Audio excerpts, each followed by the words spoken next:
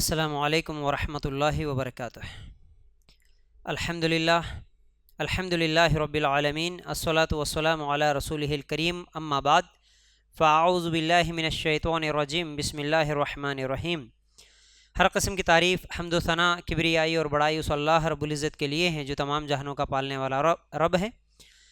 اسی طرح اس کے آخری نبی محمد الرسول اللہ صلی اللہ علیہ وسلم پر بے شمار درود و سلام ہو۔ حمد و ثناء کے بعد آج ہم لوگ قرآن مجید کا تیسرا پارہ سمجھنے کی انشاءاللہ کوشش کریں گے۔ جیسا کہ پچھلے 2 دنوں سے 2 پارے اللہ کے فضل و کرم سے ہم لوگوں نے سنا، سمجھنے کی کوشش کی، تو تیسرا پارہ، تیسرے پارے میں 2 صورتیں ہیں۔ ایک سورۃ البقرہ کی آخری حصہ، یعنی ابھی سورۃ البقرہ ہی چل رہا ہے تو سورۃ البقرہ کا آخری حصہ تیسرے پارے میں ہے۔ پھر اسی طرح سورہ آل عمران کا ابتدائی حصہ، یعنی سورہ آل عمران بھی شروع ہونے والا ہے۔ اور اسی طرح تیسرے پارے کے آغاز میں یعنی شروعات میں ایک اہم ترین آیت آیت الکرسی ہے۔ آیت الکرسی کی فضیلت یہ ہے کہ آیت الکرسی میں اللہ تعالیٰ کی عظمت کا تذکرہ ہے۔ اس میں 17 بار اللہ تعالیٰ کا ذکر ہوا ہے، اور رسول اللہ صلی اللہ علیہ وسلم نے آیت الکرسی کو قرآن مجید کی سب سے عظیم ترین آیت کہا ہے۔ پھر اسی طرح ہر نماز کے بعد آیت الکرسی پڑھنے سے بندے اور جنت کے درمیان صرف موت کا فرق ہوتا ہے۔ پھر اسی طرح آیت الکرسی انسان کو شیطان سے محفوظ رکھتی ہے۔ اب آیت الکرسی پڑھنے کے مسنون موقع، اللہ کے رسول صلی اللہ علیہ وسلم اسے دن اور رات میں کئی مرتبہ پڑھتے تھے، یعنی ہمارے نبی صلی اللہ علیہ وسلم آیت الکرسی کو کئی مرتبہ پڑھتے تھے، جیسا کہ صبح اور شام کے اذکار میں بھی پڑھتے تھے اور ہر فرض نماز کے بعد پڑھتے تھے۔ اس کے تعلق سے اللہ کے رسول صلی اللہ علیہ وسلم نے فرمایا، جو شخص فرض نماز کے بعد آیت الکرسی پڑھ لیتا ہے اس کے اور جنت کے درمیان صرف موت رہ جاتی ہے، یعنی ادھر موت آئے گی ادھر وہ جنت میں چلے جاتا ہے۔ یہ اللہ کے رسول صلی اللہ علیہ وسلم کی حدیث سنن نسائی میں موجود ہے۔ پھر اسی طرح رات کو سونے سے پہلے اللہ کے رسول صلی اللہ علیہ وسلم پڑھتے تھے۔ حدیث میں ہے، جو شخص سونے سے پہلے اس کی تلاوت کر لیتا ہے اللہ تعالیٰ ساری رات اسے شیطان سے محفوظ رکھے گا۔ پھر اسی طرح یہ حدیث صحیح بخاری میں موجود ہے۔ تو اب آیت الکرسی کی مختصر فضائل ہم لوگ سننے کے بعد، اب اگر آیت الکرسی کی میں تفسیر کروں تو بہت زیادہ وقت لگ جاتا ہے، بلکہ آیت الکرسی کی فضیلت اور آیت الکرسی کی تفسیر پر یوٹیوب پر میرا ایک الگ سے لیکچر ہے، اگر سمجھنا ہو تو اسے دیکھ سکتے ہیں۔ چلیے اب اس کے بعد اللہ تعالیٰ سورہ بقرہ کی آیت نمبر 256 میں کہتا ہے، لا اکراہ فی الدین قد تبین الرشد من الغی، دین میں کوئی زبردستی نہیں، بلا شبہ ہدایت گمراہی سے صاف واضح ہو چکی ہے۔ یعنی اللہ تعالیٰ انسان کو آزاد پیدا کیا اور اسلام قبول کرنے کے حوالے سے اس پر کوئی زبردستی نہیں رکھی، کیونکہ اللہ تعالیٰ نے رشد و ہدایت اور سرکشی کے راستے واضح کر دیا اور بندے کو اختیار دیا کہ وہ جسے چاہے اختیار کر لے۔ یعنی اللہ تعالیٰ دین میں زبردستی نہیں کرتا، اللہ تعالیٰ ہدایت کو واضح کر دیا، صحیح بات کیا ہے، صحیح راستہ کیا ہے، سیدھا راستہ کیا ہے اور گمراہی کیا ہے، جنت میں جانے والا راستہ کیا ہے، جہنم میں جانے والا راستہ کیا ہے، اللہ تعالیٰ واضح کر دیا۔ تو اب اللہ تعالیٰ زبردستی نہیں کرتا، اللہ تعالیٰ انسان کو دیکھنے کے لیے آنکھ دیا، سمجھنے کے لیے دل دیا، سننے کے لیے کان دیا، تو وہ ہدایت کا راستہ معلوم کرے، کوشش کرے، تو پھر انسان کے دل میں ہدایت کی تڑپ ہو تو اللہ تعالیٰ اس کو ہدایت کا راستہ دکھا دیتا ہے۔ اللہ تعالیٰ کسی کو زبردستی اسلام میں نہیں لاتا، اور اللہ تعالیٰ کوئی اگر گمراہ ہونا چاہ رہا تو زبردستی اسے ہدایت پہ نہیں لاتا، اور ہدایت پہ آنے کے بعد اگر کوئی گمراہ ہونا چاہے تو بھی اسے نہیں روکتا۔ تو بہرحال اللہ تعالیٰ اس آیت میں واضح کر دیا کہ دین میں زبردستی نہیں ہے۔ اب اس سے ایک بات یہ بھی معلوم ہوتی ہے کہ جو لوگ یہ سمجھتے ہیں، اور آج کل اسلام کے خلاف یہ پروپاگنڈا پھیلایا جاتا ہے کہ یہ لوگ لو جہاد کر رہے ہیں، زبردستی لوگوں کو دھرم تبدیل کر رہے ہیں، حالانکہ زبردستی تو وہ لوگ کرتے ہیں لیکن الزام مسلمانوں پر لگاتے ہیں، یہ بالکل غلط بات ہے۔ ہمارا دین کبھی کسی کے اوپر زبردستی نہیں کرتا، اور اسلام تلوار کے زور پر پھیلا، اس طرح بھی کیا ہے اسلام کو بدنام کرنے کی کوشش کرتے ہیں۔ اس طرح کی باتیں کہتے ہوئے اللہ تعالیٰ قرآن میں کہتا ہے کہ اسلام میں زبردستی نہیں ہے، کسی کو تلوار بتا کے تو اسلام قبول کر ورنہ میں قتل کر دوں گا، اس طرح کبھی اسلام قبول نہیں کیا جا سکتا، اور یہ جائز نہیں ہے۔ اسلام کسی کو زبردستی نہیں کرتا. ٹھیک ہے. پھر اسی طرح اس آیت کو دلیل بنا کر کچھ لوگ مسلمان ہیں وہ کہتے ہیں، وہ سمجھتے ہیں دیکھو بھائی اللہ تعالیٰ اسلام میں زبردستی نہیں ہے بلانا، تو اب ہم نماز بھی نہیں پڑھیں گے اور اب ہم کیا ہے آزادی کے ساتھ زندگی گزاریں گے، ہماری مرضی کی زندگی گزاریں گے. نہیں چلے گا. تم اسلام قبول کرے تو تمہیں اسلام فالو کرنا ہوگا، اسلام میں آنے کے لیے زبردستی نہیں ہے. ٹھیک ہے. اچھا، اس کے بعد اللہ تعالیٰ ابراہیم علیہ السلام اور نمرود کا جو مناظرہ ہے اللہ تعالیٰ سورہ بقرہ کی آیت نمبر 258 میں اس کے تعلق سے ذکر کرتا ہے، فَإِنَّ اللَّهَ يَأْتِي بِالشَّمْسِ مِنَ الْمَشْرِقِ فَأْتِ بِهَا مِنَ الْمَغْرِبِ. ابراہیم علیہ السلام نے کہا پھر اللہ تو سورج کو مشرق سے لاتا ہے، بس تو اسے مغرب سے لیا. مطلب یہ ہے کہ ابراہیم علیہ السلام اپنی قوم کو توحید کی دعوت سمجھانے کے لیے کئی طرح کی کوششیں کرتے ہیں، اور اس کے بعد ایک تو اپنے باپ کو بھی سمجھاتے ہیں اور قوم والوں کو بھی سمجھاتے ہیں، دعوت و تبلیغ کا کام کرتے ہیں. اس کے بعد وہ لوگ نہیں سمجھ رہے تو ایک مرتبہ ابراہیم علیہ السلام وہ جو بت بنے ہوئے ہیں، بتوں کو جہاں پر وہ لوگ بنا کے رکھتے تھے، جو بتوں کا گوداؤن تھا، تو اس گودام میں جو بت رکھے ہوئے تھے اس دن گئے. ایک دن وہ لوگ جو تیوہار کے لیے گاؤں چھوڑ کے لوگ باہر گئے تھے تو اس دن جا کے بتوں کو پورے توڑ دیے.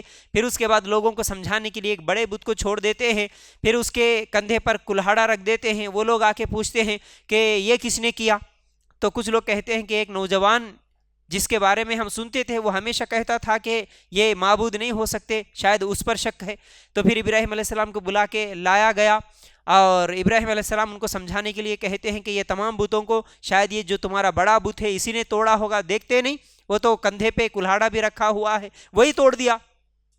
تو وہ لوگ کہتے ہیں کہ نہیں، یہ کیسے توڑ سکتا ہے، یہ تو نہ وہاں سے ہل سکتا نہ ان کو توڑ سکتا، یہ کچھ بھی نہیں کر سکتا. ابراہیم علیہ السلام ان کو سمجھاتے ہیں کہ جب یہ توڑ نہیں سکتا، وہاں سے ہل نہیں سکتا، کھا نہیں سکتا، پی نہیں سکتا، تو پھر تم اس کی عبادت کیوں کرتے ہو؟ اس طرح بھی سمجھانے کی کوشش کرے. اس کے بعد بھی یہ لوگ نہیں سمجھے تو پھر ابراہیم علیہ السلام کو وہ جو اس زمانے کا بادشاہ تھا نمرود، وہ اپنے آپ کو خدا بولتا تھا، اس کے سامنے پیش کرے. اس کو بھی توحید کی دعوت دیتے ہیں. جب اس کے ساتھ مناظرہ ہوتا ہے تو وہ جو بادشاہ تھا نمرود تھا وہ کہتا ہے کہ تم جس کی عبادت کرتے اے ابراہیم، تم جس کو رب بولتے ہیں نا، تمہارے رب کے بارے میں بتاؤ، وہ کون ہے، وہ کیسا رہتا ہے؟ تو ابراہیم علیہ السلام کہتے ہیں کہ میرا رب وہ ہے جو زندہ کرتا ہے اور مار دیتا ہے، یعنی زندگی اور موت کا مالک ہے، زندگی دیتا ہے اور موت دیتا ہے. تو اس وقت وہ نمرود کہنے لگا یہ کام تو میں بھی کر سکتا ہوں. جیسا کہ اگر کسی کو قید میں رکھا، جیل میں رکھا، جس کی سزائے موت سنائی گئی تھی، اب اس کو مرنا ہی تھا، اس کو میں چھوڑ دیتا ہوں، رہا کر دیتا ہوں، تو اس کو میں بچا لیا نا، اب اس کو موت سے بچا لیا. اور اسی طرح یعنی اس کو زندگی دینے والا میں بنا. پھر اسی طرح دوسرا جس کا کوئی قصور نہیں ہے اس کو میں لے کے آتا ہوں اور سولی پہ چڑھا دیتا ہوں، یعنی موت دینے کا اختیار مجھے بھی ہے، زندہ کرنے کا، زندگی دینے کا اختیار مجھے بھی ہے، تو یہ کام تو میں بھی کرتا ہوں بول کے وہ نمرود بولا. تو اس وقت ابراہیم علیہ السلام بولے اب اس کو اس طرح بات سمجھائے تو وہ سمجھے گا نہیں، اب اس کو ایک دوسری طرح سمجھانا پڑے گا بول کے، کیونکہ کئی لوگ ایسے ہوتے ہیں جن کو قرآن کی دلیل، حدیث کی دلیل آج بھی ہم دیتے ہیں تو بات سمجھ میں نہیں آتی، اب ان کو عقلی دلیلیں دینا پڑتا، کچھ ٹریک بدل کے دوسرے ٹریک سے آ کے ان کو سمجھانا پڑتا. اب اس وقت ابراہیم علیہ السلام بولے میرا رب تو وہ ہے جو سورج کو مشرق سے نکالتا ہے اور مغرب میں غروب کرتا ہے. اگر تو رب ہے، تیرے پاس بھی اگر یہ اختیار ہے، تیرے پاس بھی طاقت ہے، تو سمجھتا ہے کہ میں بھی رب ہوں، میں بھی زندگی اور موت دیتا ہوں، اس طرح تو سمجھتا ہے، تو پھر میرا رب جو سورج کو مشرق سے نکالتا ہے تو اس سورج کو مغرب سے نکال کے بتا. بس یہ بات بولنا تھا، اس کے پاس کوئی جواب ہی نہ رہا. تو اس کے بعد پھر وہ ابراہیم علیہ السلام کو کیا ہے آگ میں جلانے کا حکم دیتا ہے. تو بہرحال وہ پھر کبھی واقعہ آیا تو تفصیل سے انشاءاللہ وہ بھی میں سمجھاؤں گا. تو یہاں پر سورہ بقرہ کی آیت نمبر 258 میں اللہ تعالیٰ نے کہا، ابراہیم علیہ السلام نے کہا کہ پھر اللہ سورج کو مشرق سے لاتا ہے، بس تو اسے مغرب سے لے کر آ. یہ کر سکتا ہے کیا؟ نہیں کر سکتا. یہ سن کر نمرود کی بولتی بند ہو گئی. اس طرح اللہ تعالیٰ نے ابراہیم علیہ السلام کو فتح عطا فرمائی. پہلے جواب پر ابراہیم علیہ السلام کی خاموشی سے ممکن تھا کہ کوئی موٹی عقل والا یہ سمجھ لے کہ شاید ابراہیم علیہ السلام نے تسلیم کر لیا تھا کہ نمرود ایسا کر سکتا ہے. اس لیے اللہ تعالیٰ نے اس مسئلے کی وضاحت کے لیے مردوں کو زندہ کرنے کے 2 واقعات بیان کیے ہیں، یعنی مکمل 5 واقعات ہیں مردوں کو زندہ کرنے کے. وہ کون کون سے ہیں؟ پہلے، جیسا کہ شاید آپ لوگوں نے کل سنا، آپ کو اگر یاد ہیں تو آپ بتا سکتے ہیں، اللہ تعالیٰ مردوں کو زندہ کرنے کا ایک واقعہ بیان کیا ہے. کس کا واقعہ تھا وہ؟ کس کا؟ ہاں ماشاءاللہ گائے ذبح کرنے والے کا، ماشاءاللہ صحیح بات ہے. پھر اسی طرح ایک اور واقعہ بھی بیان ہوا کل، موسیٰ علیہ السلام کے قوم کے 70 آدمیوں کو اللہ تعالیٰ جب موت دے دیا تو پھر ان کو زندہ کیا. دیکھو اسی سورہ بقرہ میں پورے 5 واقعات ہیں ماشاءاللہ، اس طرح یاد رکھنا ہے. پہلا واقعہ یہ ہے، موسیٰ علیہ السلام اپنی قوم کے 70 سرداروں کو کوہ طور پر لے گئے. جب ان کے سامنے تورات ملے گی تو قوم کے سامنے اس کی گواہی دیں گے. یعنی موسیٰ علیہ السلام اپنے قوم کے 70 آدمیوں کو لے کے گئے تھے نا، ان کے سامنے اگر تورات ملی تو پھر یہ جا کے وہاں پر قوم کے سامنے گواہی دیتے بول کے لے گئے تھے. لیکن وہ لوگ کیا بولے؟ اللہ کو سامنے دیکھے تو مانتے، نہیں تو نہیں مانتے بولے، تو اللہ تعالیٰ ان کو مار دیا وہاں پر. وہ سب کے سب وہاں پر مر گئے تھے. پھر اللہ تعالیٰ موسیٰ علیہ السلام کی دعا کے بعد ان کو زندہ کر دیا تھا. ٹھیک ہے، ایک واقعہ یہ ہے. اور دوسرا جیسے کہ آپ نے ابھی کہا گائے والا واقعہ، تفصیل سے وہ بھی سنے ہم لوگ. مر گیا تھا، گائے کو ذبح کر کے گوشت رکھنے سے وہ زندہ ہو کے اس کو کون قتل کرا اس کا نام بتا دیا. اور تیسرا واقعہ دوسرے پارے میں ہے، ایک قوم پر دشمنوں نے حملہ کیا، یہ ہزاروں کی تعداد میں تھے. اس کے باوجود مزاحمت کرنے کے بجائے موت کے خوف سے وہاں سے بھاگ نکلے. اللہ تعالیٰ نے انہیں موت دے دی تاکہ انہیں احساس ہو کہ موت سے کوئی بھاگ نہیں سکتا. بعد میں پھر اللہ تعالیٰ ان کو زندہ کر دیا. ایک واقعہ یہ بھی ہے. پھر اسی طرح چوتھا واقعہ یہ ہے، ایک شخص ایک ویران بستی سے گزرا جہاں لوگوں کی لاشیں ہڈیاں پڑی ہوئی تھی. اس نے کہا اللہ اس بستی کو کیسے زندہ کرے گا؟ تو اللہ تعالیٰ نے اسے اور اس کی سواری کو موت دے دی. پھر 100 سال کے بعد انہیں دوبارہ زندہ کر دیا.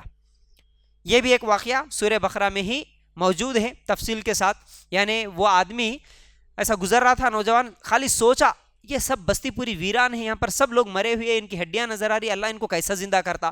تو فوراً اللہ تعالیٰ اس کو موت دے دیا. پھر اس کے ساتھ جو سواری تھی، گدھا تھا، وہ بھی مر گیا. 100 سال کے بعد اللہ تعالیٰ اسے بھی اٹھایا، پھر اس کی سواری کو بھی زندہ کرتا ہے. ٹھیک ہے. اچھا، اب 5واں واقعہ یہ ہے، ایک دفعہ ابراہیم علیہ السلام نے اللہ تعالیٰ سے التجا کی، اے اللہ قیامت کے دن لوگوں کو تو کیسا زندہ کرے گا؟ اللہ تعالیٰ سوال کرتا ہے، اے ابراہیم کیا تجھے ایمان نہیں ہے؟ زندہ ہوں گے کل قیامت کے دن سب، میں زندہ کروں گا، کیا تجھے ایمان نہیں ہے؟ تو ابراہیم علیہ السلام نے کہا کیوں نہیں، لیکن اطمینان قلب کے لیے دیکھنا چاہتا ہوں. اے اللہ ایمان تو ہے مجھے، تو ضرور زندہ کرے گا، لیکن دل کے اطمینان کے لیے میں دیکھنا چاہتا ہوں تو کیسے زندہ کرے گا. یاد رکھیں یہ صرف انبیاء کا مقام ہے، عام آدمی کے لیے غیب پر ایمان لانا فرض ہے. ہم نہیں بول سکتے ابراہیم علیہ السلام بولے نا، اب ہم بھی بولیں گے اللہ تو کیسا زندہ کرتا دکھا، ہم نہیں بول سکتے. ٹھیک ہے. پھر اللہ تعالیٰ نے کہا 4 پرندے پکڑ اور انہیں اپنے ساتھ مانوس کر لے، یعنی ان کو پال اپنے پاس رکھ. پھر اس کے بعد ان کو ذبح کر دے اور ہر پہاڑ پر ایک حصہ رکھ دے. پھر انہیں بلا، وہ دوڑتے ہوئے تیرے پاس آئیں گے. اور ایسا ہی ہوا. یعنی ابراہیم علیہ السلام جب سوال کرے تو اللہ تعالیٰ نے کہا 4 پرندے کو پال لے اور اس کے بعد ان کو ذبح کر دے اور 4 پہاڑوں پہ ان کو پھینک دے، کیا وہاں پر رکھ دے کیا. اور تو آنے کے بعد ان 4 پرندوں کو جس طرح وہ زندہ تھے تب جیسا بلاتا تھا ویسا ان کو بلا، ان کو پکار. تو ابراہیم علیہ السلام پکارے تو ذبح کر دیے گئے یہ جو پرندے تھے زندہ ہو کے ابراہیم علیہ السلام کے پاس بھاگ کے آئے. تو ابراہیم علیہ السلام آنکھوں سے دیکھ لیے. تو اللہ تعالیٰ اس طرح مردوں کو کیسے زندہ کرتا ابراہیم علیہ السلام کو ایک نشانی کے طور پر وہاں پر بیان کر دیے، بتا دیے. تو یہ 5 واقعات ہیں مردوں کو زندہ کرنے کے، اللہ تعالیٰ نے سورہ بقرہ میں یہ واضح کر دیا. اچھا، اس کے بعد صدقات اور خیرات کرنے کا اللہ تعالیٰ حکم دیا. دیکھیے صدقات و خیرات کسی بھی معاشرے میں ریڑھ کی ہڈی کی حیثیت رکھتے ہیں، خصوصاً جب اللہ تعالیٰ نے امامت عالم کا منصب امت محمدیہ صلی اللہ علیہ وسلم کو عطا کر دیا. تو ان کا فرض ہے کہ وہ اپنے معاشرے کے غریب اور کمزور لوگوں کا خیال رکھے اور ان سے تعاون کرے. اس لیے کہ اللہ تعالیٰ نے 3 پارے کے آغاز میں صدقات و خیرات پر تفصیل سے گفتگو کی اور فرمایا، سورہ بقرہ آیت نمبر 254، یا ایھا الذین آمنوا انفقوا مما رزقناکم، یا ایھا الذین آمنوا انفقوا مما رزقناکم من قبل ان یأتی یوم لا بیع فیہ ولا خلۃ ولا شفاعۃ والکافرون هم الظالمون. اے لوگو جو ایمان لائے ہو اس میں سے خرچ کرو جو ہم نے تمہیں دیا ہے، اس سے پہلے کہ وہ دن آئے جس میں نہ کوئی خرید و فروخت ہوگی اور نہ کوئی دوستی اور نہ کوئی سفارش، اور کافر لوگ ہی ظالم ہیں. اب اللہ تعالیٰ یہاں پر کیا سمجھا؟ اے لوگو جو ایمان لائے ہو، یعنی اے مسلمان ہو، ہم نے جو تمہیں دیا ہے اس میں سے خرچ کرو. اس سے ایک بات یہ بھی واضح ہوتی ہے کہ مال خرچ کرنے سے پہلے انسان کے دل میں جو خیال آتا نا کہ میں نے کمایا، میرا مال ہے، میں محنت کرا، اللہ تعالیٰ واضح کر دیا تو نے کمایا نہیں، اللہ تعالیٰ نے دیا تو تیرے پاس وہ مال موجود ہے۔ تو جو بھی کمایا، کمانے کے لیے جو بھی صلاحیت لگی، وہ صلاحیت دینے والا اللہ تعالیٰ ہے۔ تو اگر جاب حاصل کرا تو جاب حاصل کرنے کے لیے، پڑھنے کے لیے جس دماغ کی ضرورت تھی وہ دماغ اللہ تعالیٰ دیا۔ جو بھی کاروبار لگایا، اس میں جو بھی محنت کیا، جو بھی جسم سے تیری طاقت لگی، تیرے ہاتھ پیر دل دماغ سوچ سمجھ، یہ سب اللہ تعالیٰ دیا، تو اللہ کا دیا ہوا مال ہے۔ ورنہ کئی لوگ ہیں جو کوشش کرنے کے بعد فیل ہو جاتے ہیں، کئی لوگ ہیں جو محنت کرنے کے بعد، کاروبار لگانے کے بعد نقصان ہو جاتا ہے، کئی لوگ ہیں جو ڈگریوں پہ ڈگریاں حاصل کر چکے لیکن ان کو جاب نہیں ملتا۔ تو دینے والا اللہ ہے، ٹھیک ہے؟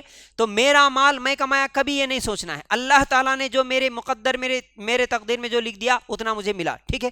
تو اللہ تعالیٰ جو دیا اس میں سے خرچ کرو۔ کب؟ اس دن کے آنے سے پہلے، جس دن نہ خرید و فروخت ہوگی، نہ کوئی دوستی، نہ کوئی سفارش، یعنی قیامت کے دن سے پہلے۔ قیامت کے دن تم کچھ چیز کما نہیں سکتے، کچھ چیز خرید نہیں سکتے، کچھ چیز بیچ نہیں سکتے۔ قیامت کے دن خیرات کر تم بولے تو وہ موقع بھی نہیں ملے گا، اور اس دن کسی کی دوستی بھی کسی کو کام نہیں آنے والی ہے، اور اس دن کوئی سفارش بھی کرنے والا نہیں ہوگا، کسی کی سفارش بھی کام آنے والی نہیں ہوگی۔ اس لیے تم اس دن کے آنے سے پہلے، یعنی موت کے آنے سے پہلے اس دنیا میں زیادہ سے زیادہ خرچ کرو، یہ اللہ تعالیٰ کا حکم ہے۔ اس کے بعد اللہ تعالیٰ سورہ بقرہ آیت نمبر 261 میں فرماتا ہے، مثل الذین ينفقون اموالهم فی سبیل اللہ کمثل حبۃ انبتت سبع سنابل فی کل سنبلۃ مئۃ حبۃ واللہ یضاعف لمن یشاء واللہ واسع علیم۔ صدقہ خیرات کرنے کی فضیلت اللہ تعالیٰ اس آیت میں بیان کر رہا ہے۔ کیسے؟ ان لوگوں کی مثال جو اپنے مال اللہ کے راستے میں خرچ کرتے ہیں، ایک دانے کی مثال کی طرح ہے جس نے 7 خوشے اگائے، ہر خوشے میں 100 دانے ہیں، اور اللہ جس کے لیے چاہتا ہے بڑا دیتا ہے، اور اللہ وسعت والا، سب کچھ جاننے والا ہے۔ یعنی تم جو صدقہ خیرات کرتے، اس کی مثال اللہ تعالیٰ ایک دانے کی دیا۔ ایک دانے کو اگر زمین میں بوتے ہیں تو وہ ایک دانے سے ایک درخت نکلتا ہے، اس درخت کے 7 خوشے، 7 پھانٹے سمجھو، 7 خوشے نکلتے ہیں، تو ہر خوشے میں پھر 100 دانے ہوتے ہیں۔ اس طرح ایک دانے کے پورے 100 دانے بنتے ہیں۔ جیسا کہ ہم دیکھتے ہیں جو بھی ہم پھل کا درخت لگاتے ہیں، جو بھی بیج بوتے ہیں، اسی طرح ہم جو چاول کھاتے ہیں، چاول کا بھی اگر آپ لوگ کبھی دیکھیں تو وہ ایک دانہ ہوتا ہے چاول کا، لیکن جب وہ پودا اگتا ہے تو اس میں کئی دانے اگتے ہیں، ٹھیک ہے؟ تو اللہ تعالیٰ اسے مثال دے کے سمجھایا، تم اگر اللہ کے راستے میں 1 روپیہ خرچ کرو گے، یا جتنا بھی جو بھی خرچ کرو گے، اس کا اللہ تعالیٰ ایک کا بدلہ ایک ہی نہیں دے گا، بلکہ ایک کا بدلہ اللہ 700 تک دیتا ہے۔ پھر اللہ جس کے لیے چاہتا ہے اور بھی بڑھا سکتا ہے، اور بھی بڑا چڑھا کے دیتا ہے، اس کا فائدہ تمہیں۔ اس لیے اللہ کے راستے میں زیادہ سے زیادہ صدقہ خیرات کر رہو، یہ اللہ تعالیٰ کا حکم ہے۔ پھر صدقہ کرنے کے آداب کیا ہے؟ صدقہ خالص اللہ کو خوش کرنے کی نیت سے دینا چاہیے، ورنہ پہاڑوں جتنا مال بھی خرچ کر دیں تو کچھ فائدہ نہیں ہوگا، بلکہ اللہ کے رسول صلی اللہ علیہ وسلم نے فرمایا، جہنم میں سب سے پہلے جانے والوں میں ایک وہ سخی بھی ہوگا جو ریاکاری کے لیے صدقہ کرتا ہے۔ تو ہم جب بھی صدقہ کریں، جب بھی خیرات کریں، جب بھی اللہ کی راہ میں خرچ کریں، پہلی چیز یہ ہونا کہ ہم اللہ کو خوش کرنے کے لیے دینا، اللہ کی رضا کے لیے دینا، لوگوں کو خوش کرنے کے لیے، واہ واہ کے لیے، تعریف کے لیے نہیں دینا، ورنہ اللہ تعالیٰ اسے قبول نہیں کرتا۔ پہلی شرط یہ ہے صدقہ کرنے کے لیے۔ دوسری چیز یہ ہے، جب صدقہ اللہ کے لیے دیا جائے تو پھر جس غریب کو صدقہ دیا ہے اس پر احسان نہیں جتلانا، اس پر احسان نہیں جتلانا، یہ دوسری چیز ہے۔ جیسا کہ غریب کو، تیسری چیز یہ ہے کہ غریب کو تانا دے کر تکلیف نہ دی جائے۔ اس کے تعلق سے اللہ تعالیٰ سورہ بقرہ کی آیت نمبر 264 میں کہتا ہے، یا ایھا الذین آمنوا لا تبطلوا صدقاتکم بالمن والاذی کالذی ينفق مالہ رئاء الناس ولا یؤمنون باللہ والیوم الآخر۔ سورہ بقرہ آیت نمبر 264۔ اے لوگو جو ایمان لائے ہو، اپنے صدقے احسان رکھنے اور تکلیف پہنچانے سے برباد مت کرو، اس شخص کی طرح جو اپنا مال لوگوں کے دکھاوے کے لیے خرچ کرتا ہے اور اللہ اور یوم آخرت پر ایمان نہیں رکھتا۔ یعنی دوسری تیسری چیز یہ ہے، صدقہ کرنے والے کے لیے یہ ضروری ہے کہ صدقہ دینے کے بعد احسان نہیں جتانا اور پھر تانا نہیں دینا۔ یہ تین چیزیں پہلے ذہن میں رکھ لو ایک ایک کر کے۔ پہلے خالص اللہ کی رضا کے لیے دینا، دکھاوے کے لیے نہیں دینا۔ دوسرا احسان نہیں جتانا۔ احسان نہیں جتانے کا مطلب ہم کسی غریب کو دیے، کسی کی مدد کرے، خیرات کرے، پھر بعد میں ہم دیے تھے نا تمہارے کو، ہم دینے سے ایسا ہوا، تم کیا تھے، اس طرح احسان نہیں جتانا۔ اکثر لوگ ہمارے معاشرے میں کیا کرتے ہیں، ایسے غریبوں کو دیتے ہیں، ایسے غریبوں کی ہیلپ کرتے ہیں اس نیت سے کہ آج میں اس کو دوں گا، کل میرے گھر میں کچھ کام ہوگا تو وہ میرے گھر میں آ کے کام کریں گے۔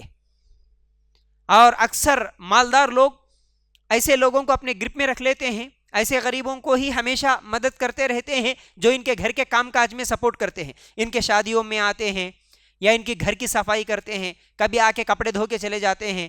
یعنی ہم ان کو دیں گے بدلے میں وہ بھی ہمارا گھر کا کام کریں۔ اگر یہ ان کو دیے، صدقہ دیے، خیرات کرے، لیکن کبھی ضرورت پڑے اگر یہ بلائے تو وہ غریب نہیں آیا، کام نہیں کرا، تو پھر اس وقت احسان جتاتے ہیں، ہاں بدل گئے، کیا تھے تم، ہم دینے سے تم لوگ یہ آگے بڑھے، ہمارے ضرورت کے ٹائم پہ تم بلائے تو نہیں آ رہے۔ اس طرح احسان جتانا، یاد رکھو، ہم کسی کو صدقہ دیے، خیرات دیے، پھر اس سے ہم لوگوں کو کچھ ملے گا اور ملنا چاہیے، یہ بالکل ایکسپیکٹیشنز نہیں رکھنا چاہیے، یہ امید نہیں رکھنا۔ ہم دے دیے، بھول گئے، بس میں دیا تو انہیں میرے کو سلام کرنا، میری عزت کرنا، میری مدد کرنا، میرا ہیلپ کرنا، میرے پیر دبانا، میری کچھ بھی نہیں، دینے کے بعد انہیں بھول گیا، کوئی مسئلہ نہیں، میں اللہ کے لیے دیا، وہ مجھے سلام نہیں کرا تو بھی میرے کوئی نقصان نہیں ہوگا، سمجھ رہے نا؟ اس طرح احسان نہیں جتانا۔ پھر اسی طرح اللہ تعالیٰ کیا بول رہے ہیں ہم پر، تانا بھی نہیں دینا، جیسے کہ میں بھی بتایا، پہلے دیے اور پھر بعد میں تانے دیتے رہے زندگی بھر، یہ جائز نہیں ہے۔ پھر اسی طرح صدقہ دینے والے کے لیے چوتھی چیز یہ بھی یاد رکھنا ہے، دل کی خوشی سے صدقہ کیا جائے، تنگ دلی یا مجبوری اور یعنی تنگ دلی اور مجبوری سمجھ کر صدقہ نہیں دینا۔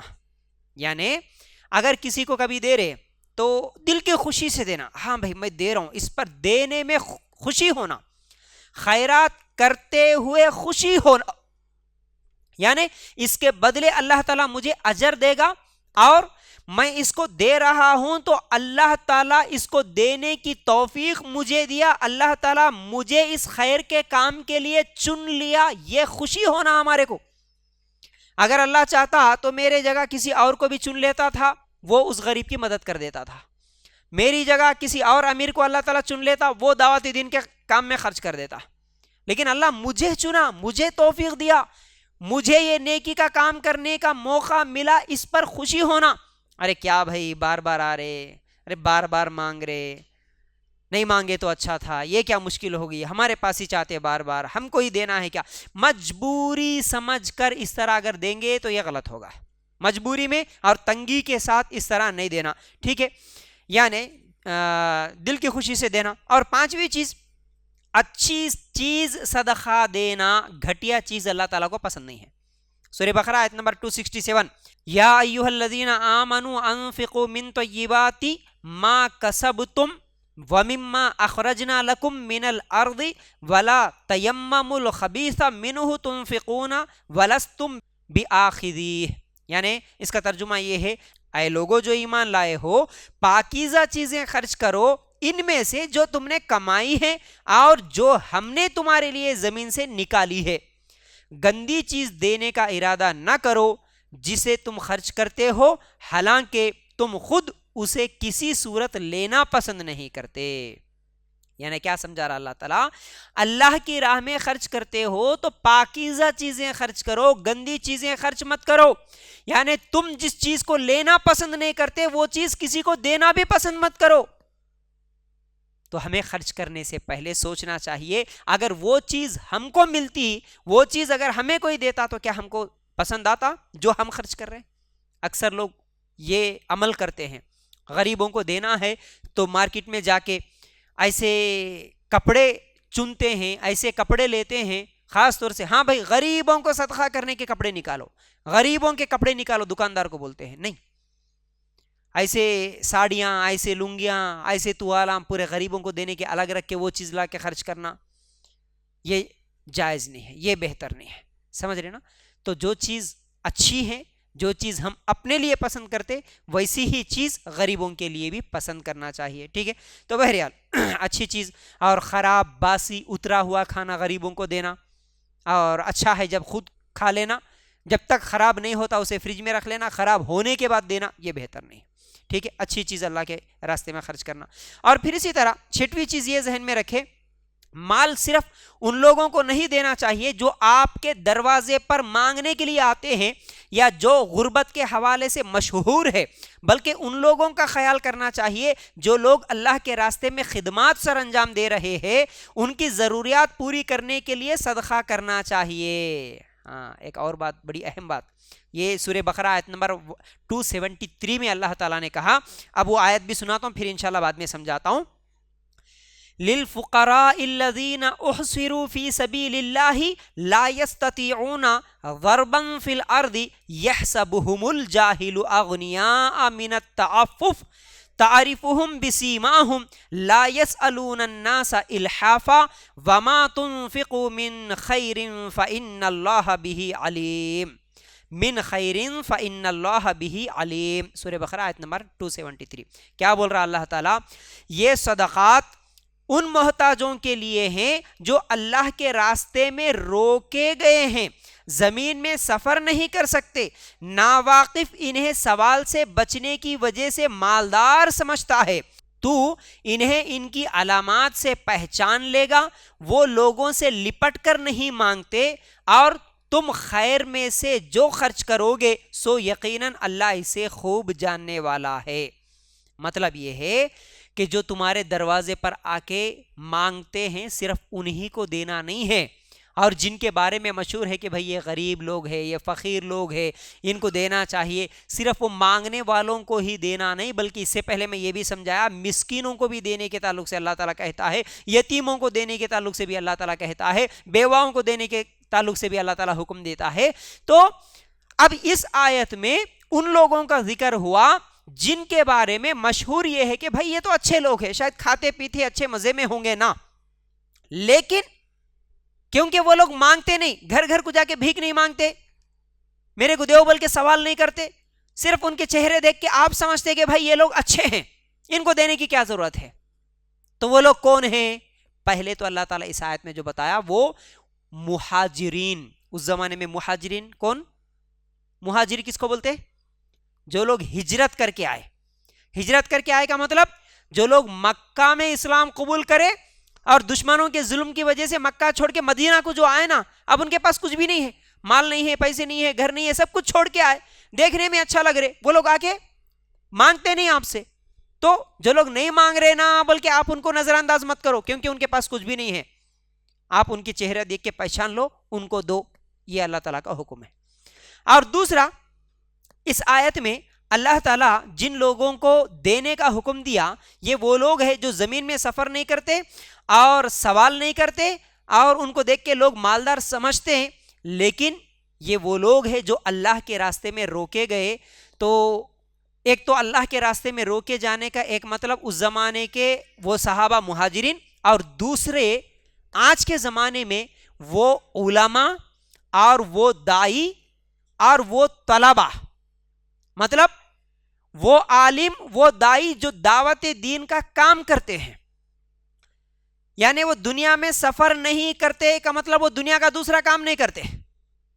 یعنی جو مسجد کا امام ہے یا جو عالم ہے، جو دائی ہے، ان کے الگ سے کاروبار نہیں ہوتے، وہ صرف اور صرف دعوت دین کا کام کرنے کے لیے، مسلمانوں کی اصلاح کرنے کے لیے، قرآن و سنت کی باتوں کو عام کرنے کے لیے، معاشرے سے برائیوں کو ختم کرنے کے لیے ہمیشہ کوشش کرتے رہتے ہیں.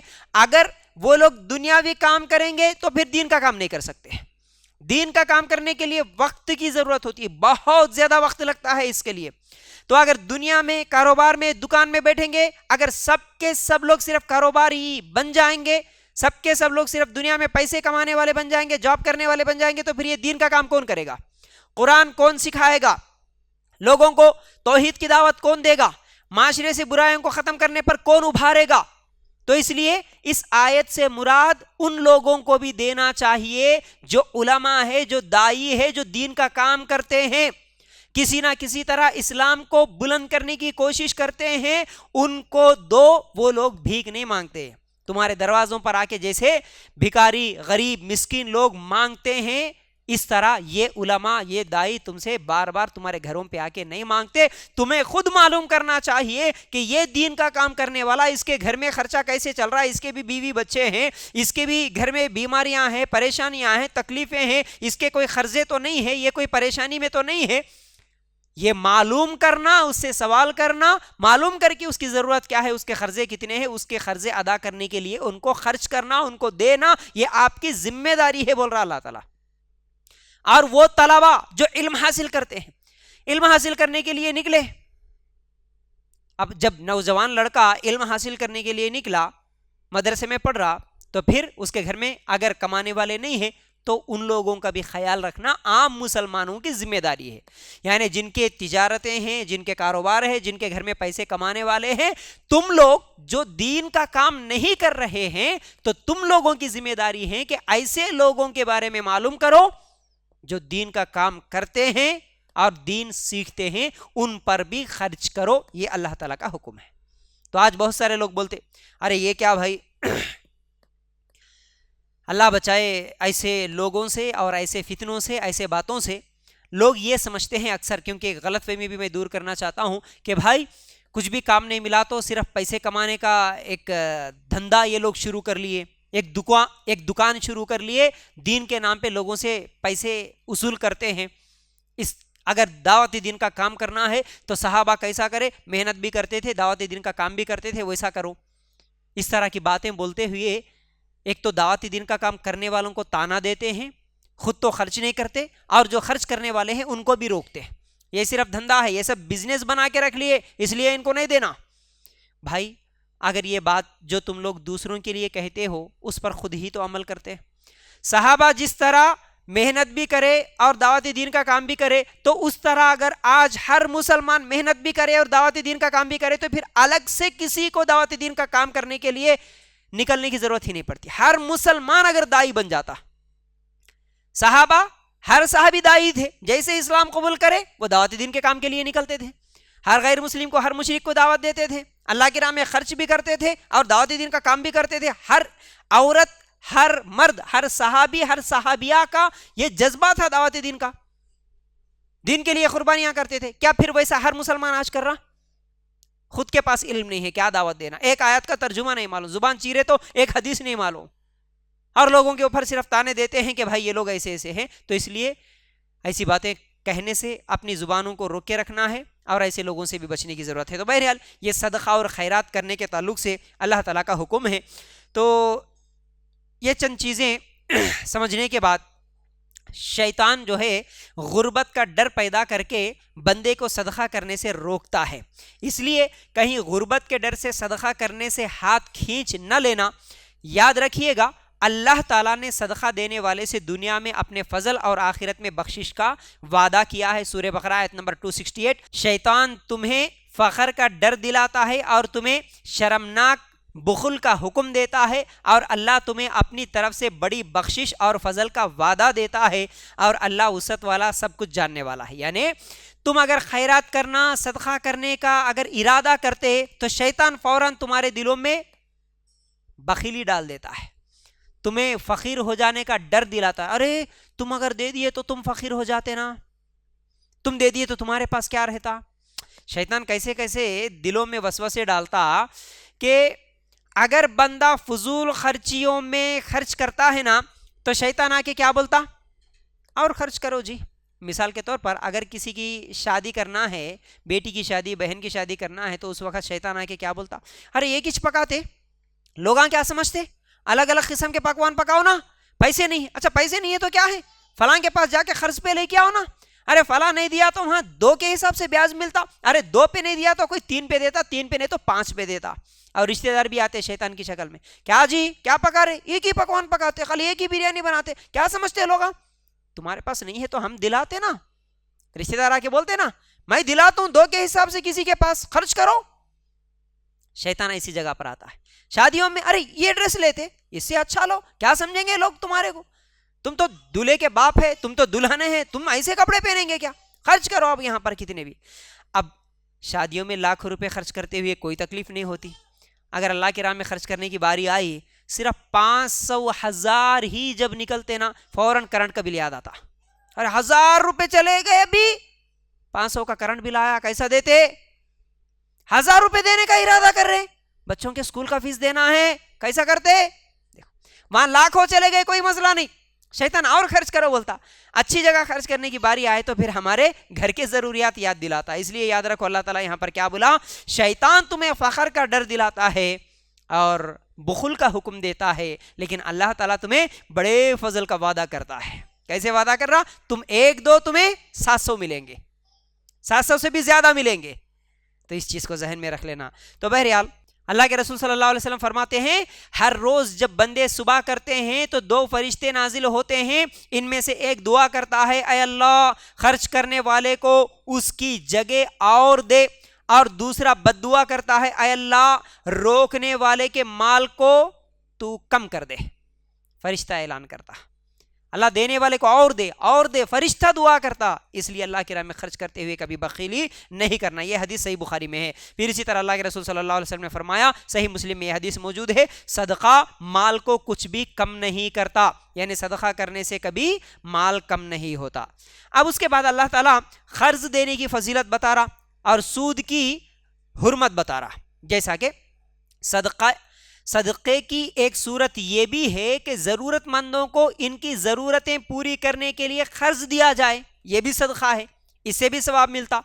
یہ تعاون کی آسان ترین صورت اور عظیم ثواب والا عمل ہے, لیکن قرض دے کر اس پر سود لینا یہ نہایت ہی قبیح اور حرام کام ہے, کیونکہ صدقہ اور قرض غریبوں کی ضرورتیں پوری کرنے کے لیے دیا جاتا ہے, جبکہ سود کے ذریعے غریبوں کو لوٹا جاتا ہے. صدقہ کرنے سے اور قرض دینے سے غریبوں کی مدد ہوتی ہے, سود لینے سے یہ غریبوں کو لوٹنا ہوتا ہے. تو یہ سورہ بقرہ آیت نمبر 278 اور 280 اگر ہم لوگ نکال کر دیکھیں گے, اللہ تعالیٰ کہتا ہے یا ایھا الذین آمنوا اتقوا اللہ وذروا ما بقی من الربا ان کنتم مؤمنین فإن لم تفعلوا فَأْذَنُوا بِحَرْبٍ مِّنَ اللَّهِ وَرَسُولِهِ وَإِن تُبْتُمْ فَلَكُمْ رُءُوسُ أَمْوَالِكُمْ لَا تَظْلِمُونَ وَلَا تُظْلَمُونَ وَإِن كَانَ ذُو عُسْرَةٍ فَنَظِرَةٌ إِلَى مَيْسَرَةٍ وَأَن تَصَدَّقُوا خَيْرٌ لَكُمْ إِن كُنتُمْ تَعْلَمُونَ. ترجمہ اس کا, اے ایمان والو جو ایمان لائے ہو اللہ سے ڈرو اور سود میں سے جو باقی ہے چھوڑ دو اگر تم مومن ہو. پھر اگر تم نے یہ نہ کیا تو اللہ اور اس کے رسول کی طرف سے بڑی جنگ کے اعلان سے آگاہ ہو جاؤ, اور اگر توبہ کر لو تو تمہارے لیے تمہارے اصل مال ہے, نہ تم ظلم کرو گے اور نہ تم پر ظلم کیا جائے گا. اور اگر کوئی تنگی والا ہو تو آسانی تک مہلت دینا لازم ہے, اور یہ بات کہ صدقہ کر دو تمہارے لیے بہتر ہے اگر تم جانتے ہو. دیکھو اس میں ایک بہترین معاشرے کی تشکیل کے لیے کتنی بہترین اصول اللہ تعالیٰ بیان کر رہا ہے.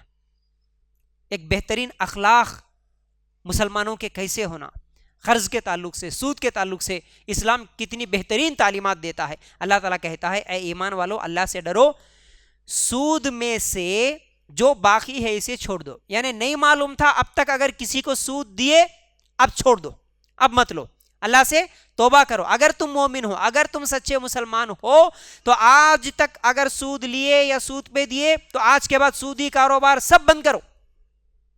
اللہ تعالیٰ یہاں پر شرط لگایا. کیا شرط ہے؟ دیکھو, اللہ اکبر. ایک مسلمان اگر حقیقت میں اس کا قرآن پر ایمان ہے, حقیقت میں اگر وہ سچا مسلمان ہے, تو اس کے لیے یہ آیت ڈرا دینے والی ہے, سنبھلنا چاہیے. کیا بول رہا اللہ تعالیٰ؟ ما بقی من الربا ان کنتم مؤمنین, اگر تم سچے مسلمان ہو, اگر تم سچے مومن ہو تو آج تک نہیں معلوم ہو کہ سودی کاروبار کرے, سودی لین دین کرے, آج معلوم ہوا سب چھوڑ دو.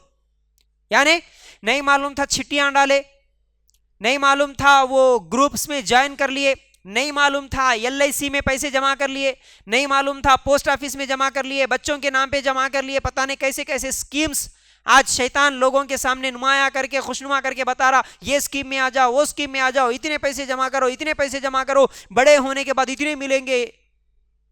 نہیں معلوم تھا, کر لیے. मालूम हुआ छोड़ दो, बस मालूम हुआ सूदी कारोबार सब छोड़ दो, कोई मसला नहीं, 10,000 20,000 50,000 गए तो गए, LIC पूरा खत्म कर दूंगा, कोई मसला नहीं, मेरे पैसे चले गए, हराम से बचूंगा बस। ये जज्बा होना एक मुसलमान।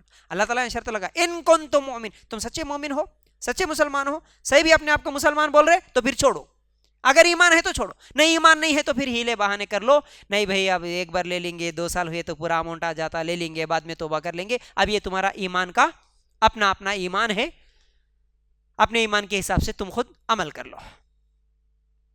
फिर उसके बाद अल्लाह ताला क्या कहता है, अगर तुमने ये ना किया, एक बात तो ये बोला कि तुम मोमिन हो मुसलमान हो तो छोड़ दो, लेकिन अगर ये नहीं छोड़े सूदी कारोबार, तो अल्लाह और उसके रसूल की तरफ से बड़ी जंग के ऐलान से आगाह हो जाओ। अल्लाह अकबर।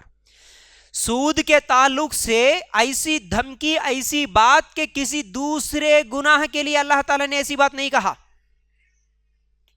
अगर तुम सूद नहीं छोड़े, सूदी कारोबार नहीं छोड़े, फाइनेंस नहीं छोड़े, चिट्टियां नहीं छोड़े, ग्रुप्स नहीं छोड़े, लोनों का लेना देना नहीं छोड़े, तो फिर अल्लाह और उसके रसूल से जंग करने के लिए तैयार हो जाओ, जंग करने के लिए। जिना के बारे में नहीं बोला अल्लाह ताला, ऐसी धमकी, ऐसी बात कि तुम जिना कर रहे ना, तुम अल्लाह रसूल से जंग कर रहे, नहीं बोला अल्लाह ताला।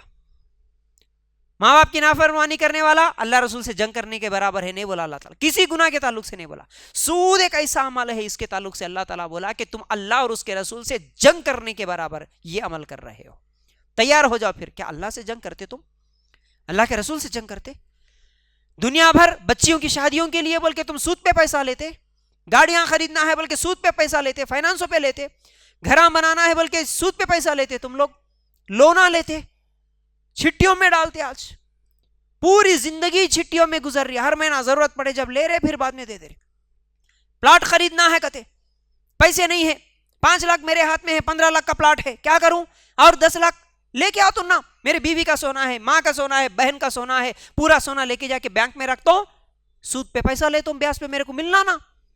और कुछ भी नहीं है तो जमीन के पेपर लेके जाता हूं, और कौन से तो भी पेपर लेके जाता हूं, उसके सामने रख देता हूं और उसके पास से मैं पैसा लेता हूं। गोल्ड लोन कहते, गाड़ियों का लोन कहते, पता नहीं क्या क्या लोना ले रहे आज। और वो गिरवी के घर, वो पता नहीं क्या बोलते जी उसको, रहन का घर, हाँ रहन के घर बोल के पूरा सूद, पूरी सूद के कारोबार है ये। जर्रा बराबर डर नहीं। एक आयत अगर याद रहे, सूरह बकरा 278 से लेके 280 तक अल्लाह ताला बोला, ईमान है तो सूद छोड़ दो, तौबा कर लो, मुसलमान है तो सूद छोड़ दो, नहीं तो फिर अल्लाह और उसके रसूल से जंग करने के लिए तैयार हो जाओ। हर मुसलमान ये जहन में रख ले कि मैं जब भी सूद का पैसा लेने के लिए जा रहा हूं, इसका मतलब मैं अल्लाह से जंग करने के लिए तैयार हो गया, अल्लाह के रसूल से जंग करने के लिए तैयार हो के मैं सूद ले रहा हूं। ये बात याद रहे तो फिर कोई सूद नहीं लेगा। अच्छा, मामूली गुनाह समझे, ईमान बोले तो, इस्लाम बोले तो सिर्फ वो रस्मी तौर पर चंद अमाल कर लेना, ये इस्लाम समझ रहे। इसलिए अल्लाह ताला सूरह बकरा में कल की आयत हम सुने ना, इस्लाम में पूरे के पूरे दाखिल हो जाओ। खाली रमजान आया तो रोजे रख लिए, सर पे टोपी रख लिए, दाढ़ी है और 5 टाइम की नमाज है, बाहर निकले तो खाली बुरखा पहन लिए, रस्मी मुसलमान अल्लाह को पसंद नहीं है। तुम इधर नमाज भी पढ़ो, इधर दाढ़ियां भी रखो, टोपे भी रखो, और इधर बुरखे भी पहनो, और उधर लोना भी लो, और उधर सूद पे पैसे भी लो, अल्लाह रसूल से जंग भी करो, अल्लाह की इबादत भी करो, और अल्लाह और उसके रसूल से जंग भी करो।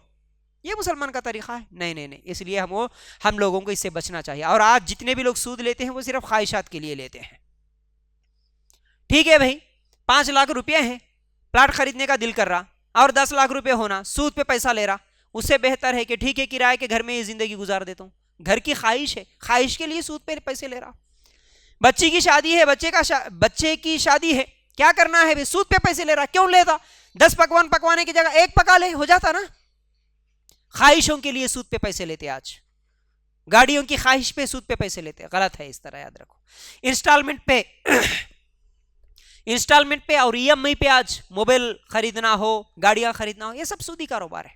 ठीक है, इसके ताल्लुक से इंशाल्लाह फिर कभी आप लोगों के सामने तफसील से एक उन्वान रखूंगा। तो बहरहाल बात को आगे बढ़ाते हैं अल्लाह के रसूल सल्लल्लाहु अलैहि वसल्लम। अच्छा, इस आयत में अल्लाह ताला एक और बात भी बोला, क्या? खर्च देने के ताल्लुक से। अगर तुम किसी को खर्च दिए, ये भी सदका है, और उसको मोहलत दो। तुम्हारे पास माल है, तुम्हारे को भी जरूरत नहीं है, किसी खर्चदार को खर्च दिए, लेकिन बेचारा वो वक्त पर आपको रिटर्न नहीं करा, तो क्या करो? अगर वो मोहलत मांग रहा तो उसे मोहलत दो, इस पर भी तुम्हें सवाब मिलेगा। اس پر بھی ثواب ملے گا۔ اللہ کے رسول صلی اللہ علیہ وسلم نے فرمایا جس نے اپنے قرض دار کو مہلت دی یا قرض معاف کر دیا تو اللہ تعالیٰ اسے قیامت کے دن اپنے سائے میں جگہ دے گا۔ صحیح مسلم کی روایت۔ اللہ اکبر۔ مالدار جب دل بڑا کرتا نا، جس کے پاس اللہ تعالیٰ نے مال دیا ہے، اللہ کا دیا ہوا مال ہے، اگر وہ دل بڑا کرتا، مال جتنا بڑا ہے اس کے پاس، دل بھی اگر اتنا بڑا ہوتا تو سوسائٹی میں کئی برائیاں ختم ہو سکتی ہیں اور بہت سارا اجر ثواب وہ کما سکتا ہے۔ ایک معاشرے کو ایک سکون کا معاشرہ بنانے میں مالداروں کا بہت بڑا ہاتھ ہوتا ہے اگر وہ دل بھی بڑا کرے۔ قرض بھی دو، اور اگر وہ قرض ادا کرنے کے لائق نہیں ہے، مجبور ہے، اس کے قرض کو معاف ہی کر دو۔ اتنا دل بڑا کرو کہ اس کے قرض کو معاف ہی کر دو، اللہ تعالیٰ اس کے بدلے میں تمہیں کل قیامت کے دن اپنے سائے میں جگہ دینے والا ہے۔ اچھا، اس کے بعد ادھار چیز دینا، غربا کے تعاون کی ایک صورت انہیں ادھار چیز دینا، یہ بھی عظیم عمل ہے۔ اس کا ادب یہ ہے کہ جب کسی کو قرض دے یا کوئی چیز ادھار دے تو اسے لکھ لیا جائے، اس کو لکھ لیا کریں، اور اس پر 2 مردوں کو گواہ بنا لے۔ اگر 2 مرد نہ ملے تو 1 مرد اور 2 عورتوں کو گواہ بنا لے۔ اللہ تعالیٰ نے کیا کہا؟ 2 مردوں کو گواہ بنا لینا، اور اگر 2 مرد نہیں ملے تو 1 مرد اور 2 عورتوں کو گواہ بنا لینا۔ اگر لکھنے کی سہولت یا گواہ میسر نہ ہو تو کوئی چیز رہن رکھ کر قرض دے دیا کرو۔ ان ہدایات کا مقصد یہ ہے کہ بعد میں کوئی مسئلہ کھڑا نہ ہو۔ سورہ بقرہ آیت نمبر 282 اگر نکال کر دیکھیں گے، یہ مسئلہ اللہ تعالیٰ نے بیان کیا۔ کیا ہے؟ ایک تو قرض دینے کا حکم دیا، اور قرض دینے کا اصول اور طریقہ بھی اللہ تعالیٰ بتا دیا کہ جب بھی تم کسی کو قرض دو تو لکھ لیا کرو۔ کیسے؟ آج اکثر لوگ قرض لیتے ہیں، دیتے ہیں، سگے بھائی ہی کیوں نہ ہو، بہنیں ہو، یا رشتہ دار آپس میں، یا پھر دوست پڑوسی، کیا کرتے ہیں؟ ارے ہماری اچھی دوستی ہے بھائی، 50,000 روپے مانگا، ارے میرا دوست ہے، دے دیا۔ میرے پڑوسی ہے، میرے رشتہ دار ہے قریبی، 1 لاکھ روپے دے دیا۔ چلو جی میں 1 لاکھ روپے دے رہا ہوں نا، لکھ لیں گے، اگریمنٹ کر لیں گے، پیپر پہ لکھ لیں گے۔ کوئی بولتے نہیں، اس سے کیا سمجھتے؟ نہیں بھائی، کیا سمجھتا کہ دوست میرا، رشتہ دار ناراض ہوتا ہوں گا، میرے پہ بھروسہ نہیں ہے، کیا یہ بولتا ہوں گا؟ دوستی میں جتنے چاہے ہم لے لیں گے، رشتہ داری میں محبت میں جتنے چاہے لے لیں گے، دے دیں گے۔ بعد میں یہی دوست جب قرض واپس نہیں دیتا تو پھر لڑائی جھگڑے اتنے بڑھ جاتے ہیں کہ پھر وہ زندگی بھر ایک دوسرے کی شکل دیکھنا پسند نہیں کر رہے تھے۔ تو اس لیے کتنے بھی قریبی دوست ہو، کتنے بھی قریبی رشتہ دار ہو، جب قرض لیتے ہیں ایک دوسرے سے تو لکھ لو، بولا اللہ تعالیٰ، لکھ لو، اور لکھنے میں 2 گواہ بنا لو، 2 مردوں کو گواہ بنا بولا۔ اگر 2 مرد نہیں ملے تو 1 مرد، اور دوسرے 1 مرد کی جگہ 2 عورتوں کو گواہ بنا کے، سگنیچر لے کے، گواہ بنا کے آپ قرضوں کو دینا لینا۔ اس طرح احتیاط کرو، یہ صحیح طریقہ ہے بولا۔ اس پر عمل نہیں کرنے کی وجہ سے آج کئی لوگوں کی رشتہ داریاں ٹوٹ چکی ہے، کئی لوگ لڑائیاں جھگڑے کورٹ کیس پتہ نہیں کیا کیا، قتل تک نوبت آ جاتی ہے۔ تو یہ اسلامی اصول ہے، یاد رکھو۔ اچھا، اس کے بعد سورہ بقرہ کی آخری 2 آیات، اس کی فضیلت کیا ہے؟ اللہ کے رسول صلی اللہ علیہ وسلم نے فرمایا جو شخص رات کو سورہ بقرہ کی آخری 2 آیات پڑھ لے تو وہ اس کے لیے کافی ہو جائیں گی۔ صحیح بخاری میں یہ حدیث موجود ہے۔ پھر اسی طرح ایک اور حدیث اللہ کے رسول صلی اللہ علیہ وسلم نے فرمایا اللہ تعالیٰ نے زمین و آسمان پیدا کرنے سے 2000 سال پہلے ایک کتاب لکھی، سورہ بقرہ کی آخری 2 آیات اس خاص کتاب میں نازل فرمائی ہے۔ کسی گھر میں 3 راتیں یہ پڑھ لی جائے تو شیطان ان کے قریب نہیں آتا۔ سنن ترمذی میں یہ روایت موجود ہے۔ سورہ بقرہ کی آخری 2 آیات یاد کر لینا، سونے سے پہلے پڑھ لینا، اور جس گھر میں یہ آخری 2 آیات پڑھی جاتی ہے وہاں پر بھی شیطان نہیں آتا۔ یہ 2 آیتوں کی فضیلت ہے۔ اب وہ آیتیں کون سی ہے؟ سورہ بقرہ آیت نمبر 285 اگر ہم لوگ نکال کر دیکھیں گے، یہ سورہ بقرہ کی 2nd لاسٹ آیت ہے۔ اللہ تعالیٰ نے کیا کہا؟ آمن الرسول بما انزل الیہ من ربہ والمؤمنون کل آمن باللہ وملائکتہ وکتبہ ورسلہ لا نفرق بین احد من رسلہ وقالوا سمعنا واطعنا غفرانک ربنا والیک المصیر۔ یہ رسول اس پر ایمان لایا جو اس کے رب کی جانب سے اس کی طرف نازل کیا گیا، اور سب مومن بھی ایمان لائے، ہر ایک اللہ اور اس کے فرشتوں اور اس کی کتابوں اور اس کے رسولوں پر ایمان لائے، ہم اس کے رسول میں سے کسی ایک کے درمیان فرق نہیں کرتے، اور انہوں نے کہا ہم نے سنا اور ہم نے اطاعت کی، تیری بخشش مانگتے ہیں اے ہمارے رب، اور تیری ہی طرف لوٹ کر جانا ہے۔ یعنی اس میں بطور خاص یہ تذکرہ کیا ہے کہ ہم انبیاء پر ایمان لانے میں یہودیوں اور عیسائیوں کی طرح فرق نہیں کرتے، ہم ہر نبی پر ایمان لاتے۔ جیسا کہ یہودی کیا کرتے تھے، عیسائی کیا کرتے تھے، کچھ نبیوں پر ایمان نہیں لاتے تھے۔ یہودی کون سے نبی پر ایمان نہیں لائے جی؟ آپ کو معلوم ہونا چاہیے یہ بات بھی۔ یہودی عیسیٰ علیہ السلام کو نہیں مانے، اور عیسائی کون سے نبی کو نہیں مانے؟ محمد صلی اللہ علیہ وسلم کو نہیں مانے۔ اگر ہر نبی پر ایمان لاتے، ہم مسلمان ہر نبی پر ایمان لاتے، ہم ابراہیم علیہ السلام پر بھی ایمان لاتے، موسیٰ علیہ السلام پر بھی ایمان لاتے، عیسیٰ علیہ السلام پر بھی، ہر ایک نبی کو ہم نبی مانتے، تو ہر نبی کو نبی مانیں گے تو مسلمان ہو جائیں گے۔ لیکن حسد کی وجہ سے یہودی کچھ نبیوں پر ایمان نہیں لائے اور عیسائی محمد صلی اللہ علیہ وسلم پر ایمان نہیں لائے۔ تو اللہ تعالیٰ اس آیت میں یہ ہم لوگوں کو ایک ایمان والوں کی صفت بتاتے ہوئے کہا کہ ایمان والے کیا کرتے ہیں، نبیوں میں فرق نہیں کرتے، ہر نبی پر ایمان لاتے ہیں۔ تو بہرحال آخری آیت میں اسلام کے دو اصول بیان کیے گئے ہیں۔ اسلام کا ہر حکم انسان کی طاقت کے مطابق اس پر فرض ہے، جو چیز اس کی طاقت میں نہیں وہ اس پر فرض ہی نہیں ہے۔ تو اسلام مکمل انسان کی طاقت کے مطابق ہے، اللہ تعالیٰ ظلم نہیں کرتا، طاقت سے زیادہ بوجھ نہیں ڈالتا۔ پھر اسلام میں اسی کام پر پکڑ ہے جو خوب سوچ سمجھ کر کیا جائے، جو کام بھول چوک سے ہو جائے اس پر کوئی پکڑ نہیں ہے۔ مطلب بھول کے کوئی غلط کام کر لیا، دیوانہ ہے، پاگل ہے، کچھ غلط کام کر لیا، اور نیند میں اگر کوئی نماز چھوڑ دیا وغیرہ، یعنی بھول چوک سے اگر کوئی غلطی ہو گئی اللہ اس پہ پکڑتا نہیں۔ جان بوجھ کر ہوش و حواس میں سوچ سمجھ کر کوئی غلط کام کرتا ہے تبھی اللہ تعالیٰ پکڑتا ہے۔ تو اس آیت سے ایک بات یہ بھی معلوم ہوئی، جن لوگوں کو وسوسے آتے ہیں، برے برے خیالات آتے ہیں، اللہ ان کو معاف کر دیتا۔ خاص طور سے وسوسوں میں جو لوگ شکار ہیں ان لوگوں کے لیے سورہ بقرہ کی آخری آیت بہترین دلیل ہے۔ بہت سارے لوگ سوال کرتے ہیں، ہمیشہ یہ سوال آتے رہتے ہیں مجھے، نہیں مول صاحب اللہ کے بارے میں بہت گندے خیالات آ رہے، اللہ کے رسول کے بارے میں برے خیالات آ رہے، میرے اپنے بچوں کے بارے میں برے خیالات آ رہے، بیوی کے بارے میں آ رہے، شوہر کے بارے میں آ رہے، طہارت پہ آ رہے، پاکی کے تعلق سے برے خیالات آ رہے، وضو کے تعلق سے برے خیالات آ رہے، برے سے برے، گندے سے گندے، قرآن کے تعلق سے برے خیالات آ رہے۔ اب ہم کیا کریں؟ ہم کو ڈر لگ رہا، ہمارا ایمان تو خراب نہیں ہو گیا، ہم اسلام سے باہر تو نہیں ہو گئے، ہم کافر تو نہیں ہو گئے، اللہ تعالیٰ ہمیں جہنم میں تو نہیں ڈالیں گے نا؟ پھر ڈر بھی لگ رہا۔ آخر میں نوبت ایسی آ جا رہی، اب کچھ بھی نہیں ہے، زندگی بیکار ہے، اتنے برے خیالات آ رہے، نماز پڑھے تو سامنے تصویریں آ جا رہے، بت آ جا رہا، نماز شروع کرے تو برے خیالات آ جا رہے، تو اب اس سے بہتر ہے کہ مر جانا، خودکشی کرنے کا دل کر رہا۔ جانوروں کو لے کے کچھ لوگوں کو غلط خیالات آتے، ایسے ہزاروں سوالات میرے پاس آتے ہیں، حالانکہ ان لوگوں کو سمجھاتا ہوں، اس پر پورا لیکچر بھی میرا ہے، وہ سینڈ کرتا ہوں، پورا دیکھنے کے بعد بھی پھر سوال آتا، نہیں فیاض بھائی پھر بھی ہمارے خیالات نہیں جا رہے، پھر بھی ڈر لگ رہا، پھر بھی ہمارا یہ مسئلہ ہے، اس کا جواب دو، ہماری زبان سے نکل جا رہے تو اللہ پکڑتا کیا؟ بھائی یاد رکھو، جس چیز پر تم ہوش و حواس میں رہ کر جان بوجھ کر سوچ سمجھ کے جو بات بولتے، جو کام کرتے، اس پہ اللہ پکڑتا، لیکن پھر بھی اگر کوئی جان بوجھ کر بھی کر لیا، اس کے بعد اس کو اس غلطی کا احساس ہوا، توبہ کر لیا، تو اللہ تعالیٰ معاف کرتا۔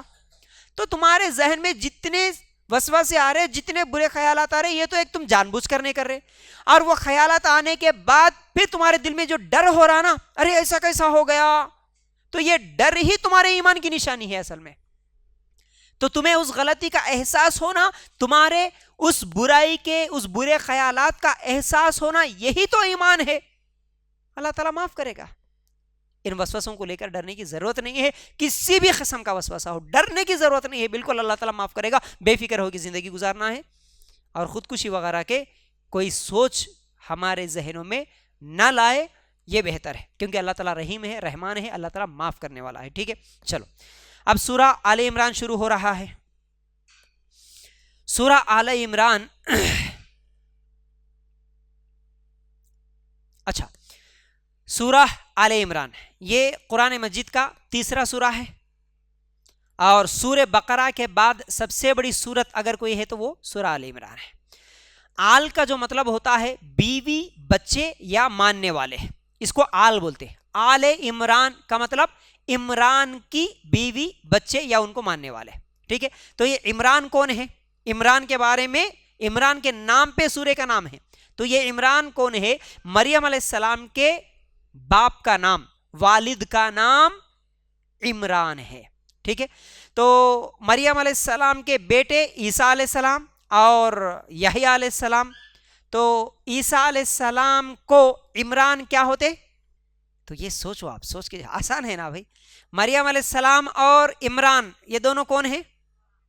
باپ بیٹی ہے. مریم اور عمران کون ہیں؟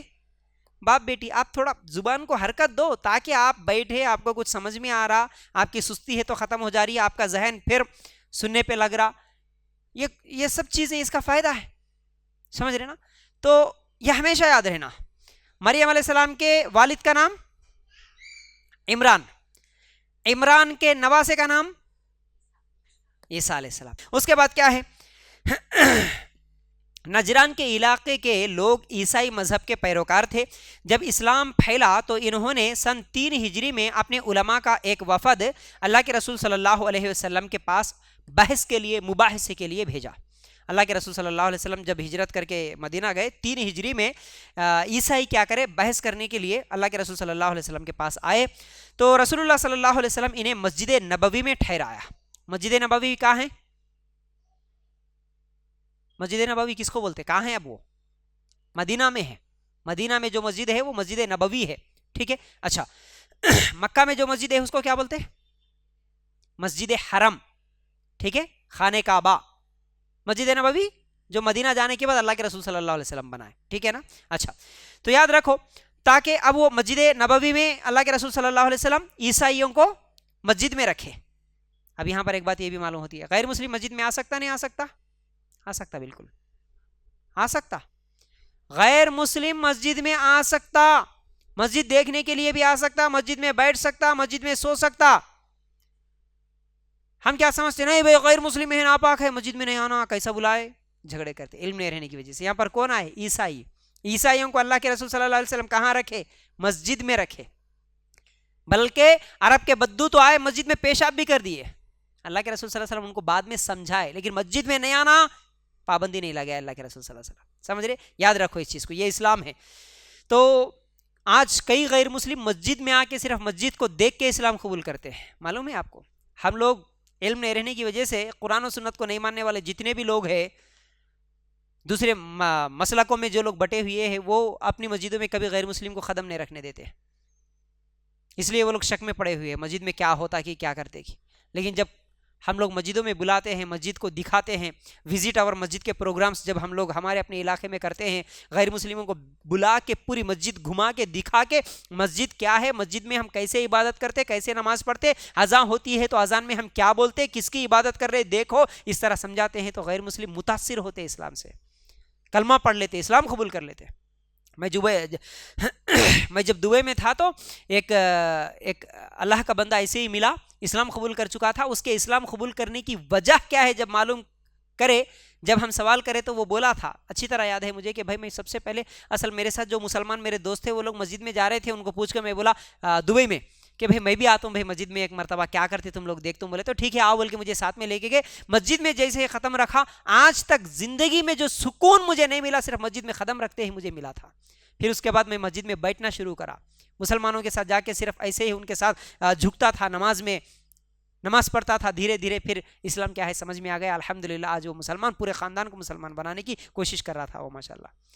تو یہاں پر دلیل ملی, عیسائیوں کو اللہ کے رسول صلی اللہ علیہ وسلم مسجد میں روکے تاکہ وہ اسلام کو قریب سے دیکھ لے. مسجد میں رکیں گے تو مسلمان آئیں گے, نماز پڑھیں گے, کیا بولیں گے, کیا پڑھ رہے, یہ سب سمجھ میں آتا, اس لیے مسجد میں روکے عیسائیوں کو اللہ کے رسول صلی اللہ علیہ وسلم. اس کے بعد ان سے عیسائی عقائد اور اسلام کے اصولوں پر بحث مباحثہ ہوا. اس وقت اس سورت کا پہلا آدھا حصہ تقریباً 3 پارے کے آخر تک نازل ہوا. اللہ تعالیٰ پھر ان کے ساتھ جب بحث ہو رہی تھی تو اللہ تعالیٰ قرآن کو نازل کرا, سورہ آل عمران کو.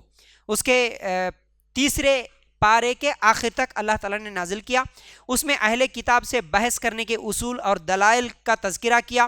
سورت کے دوسرے حصے میں اہل کتاب اور دوسرے کافروں پر فتح پانے کے لیے تنظیمی ہدایت دی گئی. سورہ بقرہ میں یہودیوں کے غلط عقائد اور بدعمالیوں کا تذکرہ کیا گیا تو سورہ آل عمران میں عیسائیوں کے غلط عقائد اور بدکاریوں کا تذکرہ ہوا. ہم سنیں نا 2 دن سے سورہ بقرہ میں یہودیوں کے تعلق سے ان کے کیا کیا غلط عقیدے ہیں یہ سنیں. تو اب سورہ آل عمران میں عیسائیوں کے کیا کیا غلط عقائد ہے اللہ تعالیٰ اس میں بتایا. تو سورہ آل عمران میں عیسائیوں کے غلط عقائد اور بد کرداریوں کا تذکرہ ہے. اس کا مقصد یہ بتانا ہے کہ یہود کے بعد عیسائیوں کو امامت عالم اور امامت کبریٰ عطا کی گئی تھی، مگر انہوں نے بھی یہود کی طرح اس کا حق ادا نہ کیا بلکہ دین کو خراب کرنے کی پوری کوشش کی. اس لیے اب یہ منصب محمد صلی اللہ علیہ وسلم اور آپ کے امت کو دے دیا گیا. پہلے امامت عالم عزت جو دیا تھا پوری دنیا میں، اللہ تعالیٰ پہلے امامت یہودیوں کو دیا تھا، انہوں غلطیاں کرے تو عیسائیوں کو دیا، پھر انہوں بھی غلطیاں کرے گناہ کرے تو مسلمانوں کو دیا. اب مسلمان بھی غلطیاں کر رہے تو اللہ تعالیٰ پھر مسلمانوں کو بھی، اسلام کے دشمن مسلمانوں کے دشمنوں سے مسلمانوں کو عذاب دے رہا ہے. تو یہ پوری تاریخ ہے. بہرحال چلو اگر ہم لوگ آگے بڑھیں گے سورہ آل عمران نکال کر اگر پڑھیں گے تو اللہ تعالیٰ ایک تو متشابہات کے پیچھے پڑنے سے پرہیز کرنے کا حکم دیا. یعنی متشابہات کا مطلب یہ ہے کہ قرآن میں کچھ آیتیں ایسی ہیں جو متشابہات ہے، جس کا معنی مفہوم صحیح مطلب ہم لوگوں کو نہیں معلوم، اللہ تعالیٰ نے بتایا. زمانے کے حساب سے شاید بعد میں کسی کو سمجھ میں آئے یا نہ آئے، اس کا مطلب اللہ تعالیٰ بہتر جانتا. تو جو واضح آیتیں ہیں ان کو سمجھیں گے ہم، اس کے مطابق ہم ایمان لائیں گے. اور جو متشابہ آیات ہے ان پر بھی ہمارا ایمان ہے کہ اللہ کا کلام ہے لیکن ہم کو سمجھ میں نہیں آ رہا، بس بات وہیں پر کلوز کریں گے. لیکن متشابہ آیات کے پیچھے اپنی طرف سے منمانی کرتے ہوئے اپنی طرف سے منمانی تفسیریں کریں گے تو گمراہ ہو جائیں گے. عیسائی ایسا ہی کر کے گمراہ ہو گئے.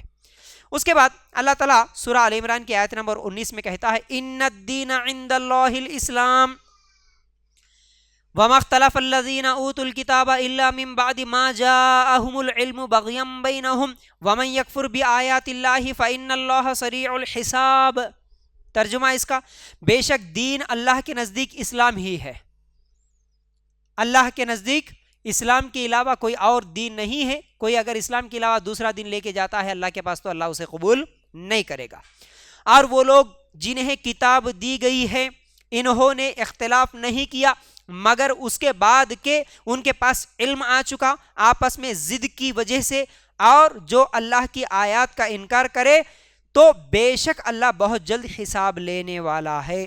اچھا اس کے بعد اللہ تعالیٰ سورہ آل عمران آیت نمبر 26 میں کہتا ہے بنی اسرائیل کو امامت عالم کے منصب سے ہٹانے کے تعلق سے یہاں پر قل اللہم مالک الملک تؤتی الملک من تشاء وتنزع الملک ممن تشاء وتعز من تشاء وتذل من تشاء بیدک الخیر انک علی کل شیء قدیر.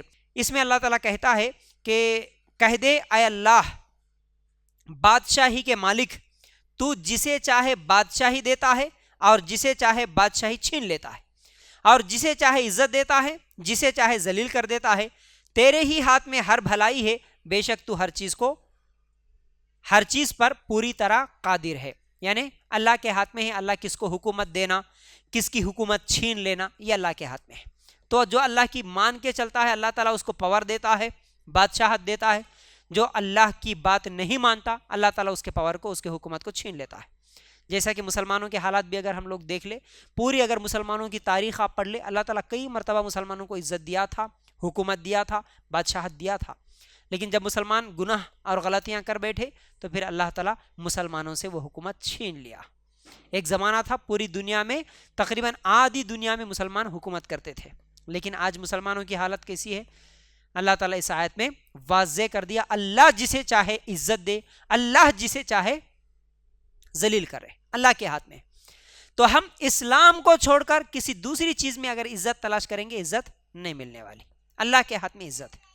اچھا اب یہاں پر اللہ تعالیٰ سورہ آل عمران کی آیت نمبر 28 میں کہتا ہے ایمان والے مومنوں کو چھوڑ کر کافروں کو دوست مت بنائیں، اور جو ایسا کرے گا وہ اللہ کی طرف سے کسی چیز میں نہیں مگر یہ کہ تم ان سے بچو. کسی طرح بچنا، اور اللہ تمہیں اپنے آپ سے ڈراتا ہے اور اللہ کی طرف لوٹ کر جانا ہے. یعنی جو دلی دوست ہے، دوستی کا مطلب اب کسی بھی کافر سے دشمنی کرنا نہیں ہے، عیسائیوں سے، یہودیوں سے، دوسرے مذہب کے لوگوں سے دشمنی کرنا نہیں ہے. اس کا مطلب یہ ہے دلی دوست جو ہے، اپنی راز کی باتیں بھی بتانے والی جو دوستی ہوتی ہے، ویسی دوستی مسلمانوں کے علاوہ دوسرے لوگوں سے مت کرو. یہ اللہ تعالیٰ کا حکم ہے. چلو اس کے بعد سورہ آل عمران اگر ہم لوگ پڑھیں گے، عیسائیوں کو امامت ملنے کے بعد ان کا فرض تھا کہ وہ دین کی اشاعت اور اس کی تنفیذ کے لیے دن رات ایک کر دیتے، لیکن انہوں نے حق و باطل کو خلط ملط کر دیا. اسی لیے اللہ تعالیٰ نے انہیں مخاطب کرتے ہوئے کہا، یا اہل الکتاب لم تکفرون بآیات اللہ وانتم تشہدون یا اہل الکتاب لم تلبسون الحق بالباطل وتکتمون الحق وانتم تعلمون. سورہ آل عمران آیت نمبر 70 اور 71. اے اہل کتاب، تم کیوں اللہ کی آیات سے کفر کرتے ہو حالانکہ تم خود گواہی دیتے ہو؟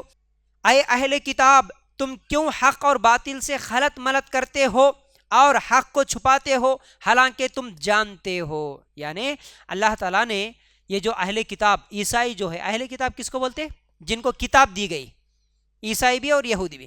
تو عیسائی کیا کرے؟ کتاب میں خلط ملط کر دیے، یعنی اپنی طرف سے کچھ باتیں لکھ لی. آج بھی جو ان کے پاس بائبل ہے نا، اس میں خلط ملط کر دی، اپنی طرف سے کچھ باتیں لکھ دیے، اور اللہ کی طرف سے کچھ آیتیں ہیں تو وہ ہے ہی ہے. آج بھی اللہ تعالیٰ کی طرف سے جو باتیں تھی وہ بھی ہے، اور ان کے پادری، ان کے بڑے جو لوگ تھے، وہ بھی اپنی طرف سے کچھ باتیں اس میں ملا دیے. لیکن قرآن کو اس طرح خلط ملط کوئی کر سکتا نہیں کر سکتا. کیوں؟ اللہ تعالیٰ نے اس کی ذمہ داری اللہ تعالیٰ لے لیا.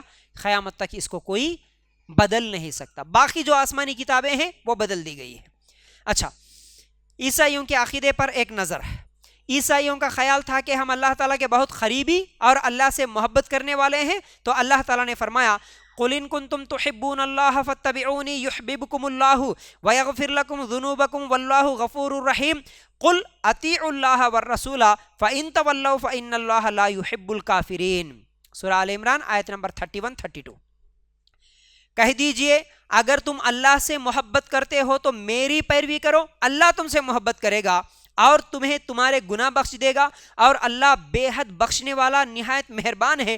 کہہ دیں اللہ اس کے رسول کا حکم مانو، پھر اگر وہ منہ پھیر لے تو بے شک اللہ کافروں سے محبت نہیں کرتا. ایک بہترین بات یہاں پر کیا ہے، عیسائی کیا بولتے تھے؟ ہم اللہ سے بہت محبت کرتے ہیں اور اللہ بھی ہم سے محبت کرتا. اب اللہ تعالیٰ یہاں پر ایک اصول بتایا. کیا بتایا؟ کہہ دو اگر تم اللہ سے محبت کرتے ہو تو تمہیں میری پیروی کرنا پڑے گا. میری کا مطلب اللہ کے رسول صلی اللہ علیہ وسلم کے طریقے پہ چلنا ہوگا. آج بھی اگر کوئی یہ کہتا ہے کہ میں اللہ سے بہت محبت کرتا ہوں، بھائی تو سچا کون ہے؟ جو اللہ کے رسول کی پیروی کرے گا، اللہ کے رسول کے طریقے پر چلے گا، وہ اصل میں سچا آدمی ہے اللہ سے محبت کرنے کے دعوے میں. تم اگر اللہ تعالیٰ سے محبت کرتے ہو، یہ تمہارا دعویٰ ہے، تو تمہیں چاہیے کہ تمہیں اللہ کے رسول صلی اللہ علیہ وسلم کی پیروی کرنا ہوگا، اللہ کے رسول صلی اللہ علیہ وسلم کے طریقے پہ زندگی گزارنا ہوگا. اور اگر تم اس طرح اللہ کے رسول کی پیروی کرو گے تو اللہ تعالیٰ بھی بدلے میں تم سے محبت کرے گا اور اللہ تعالیٰ تمہارے گناہ بخش دے گا. یعنی تم اللہ کے رسول کے طریقے پر زندگی گزارو، اللہ کے رسول کی اطاعت کرو، تو پھر بدلے میں اللہ تعالیٰ تم سے محبت کرے گا اور اس کے بدلے میں اللہ تمہارے گناہوں کو بھی معاف کرے گا. اور آپ کہہ دو اللہ اور اس کے رسول کا حکم مانو، پھر اگر تم لوگ منہ موڑ لیے تو اللہ تعالیٰ کہتا ہے اللہ ایسے کافروں سے محبت نہیں کرتا. مطلب میں اللہ کی بات نہیں مانتا ہوں، اللہ کے رسول کے طریقے پہ نہیں چلتا ہوں، بلکہ جو منہ موڑ لیتے نا، اللہ تعالیٰ ان لوگوں کو کافر بولا. کافر، اللہ کا طریقہ مجھے نہیں چاہیے، اللہ کے رسول کا طریقہ نہیں چاہیے، تو ایسے لوگ کافر ہے. تو اللہ تعالیٰ ایسے کافروں سے محبت نہیں کرتا. تو نعوذ باللہ من ذالک عیسائی کہتے تھے. اب عیسائیوں کا ایک عقیدہ کیا بولتے تھے عیسائی؟ اللہ اور مریم علیہ السلام اور عیسیٰ علیہ السلام یہ تینوں مل کر خدا ہے. آج بھی عیسائیوں کا وہی عقیدہ ہے، اور یہ تینوں مل کر کیا ہے؟ کائنات چلا رہے ہیں. اس لیے اللہ تعالیٰ نے اس صورت میں پہلے سیدہ مریم علیہ السلام کی پیدائش کا تذکرہ کیا، پھر ان سے عیسیٰ علیہ السلام کی پیدائش کا تذکرہ کیا. یہ بتلانے کا مقصد یہ ہے کہ جو پیدا ہو وہ معبود نہیں بن سکتا. اللہ وہی ہوتا ہے جس کی صفت لم یلد ولم یولد ہے، جو پیدا ہوا وہ معبود نہیں ہوتا، جیسا کہ عیسائیوں کے تعلق سے۔ باقی رہا ان کے معجزانہ پیدائش اور پرورش، تو اس کی وضاحت دو مثالوں سے اللہ تعالیٰ نے کی ہے۔ ایک سیدہ مریم علیہ السلام اپنے کمرے میں عبادت کر رہی ہوتی تھی اور ان کے پاس بغیر کسی ذریعے بے موسم پھل آتے تھے، ٹھیک ہے۔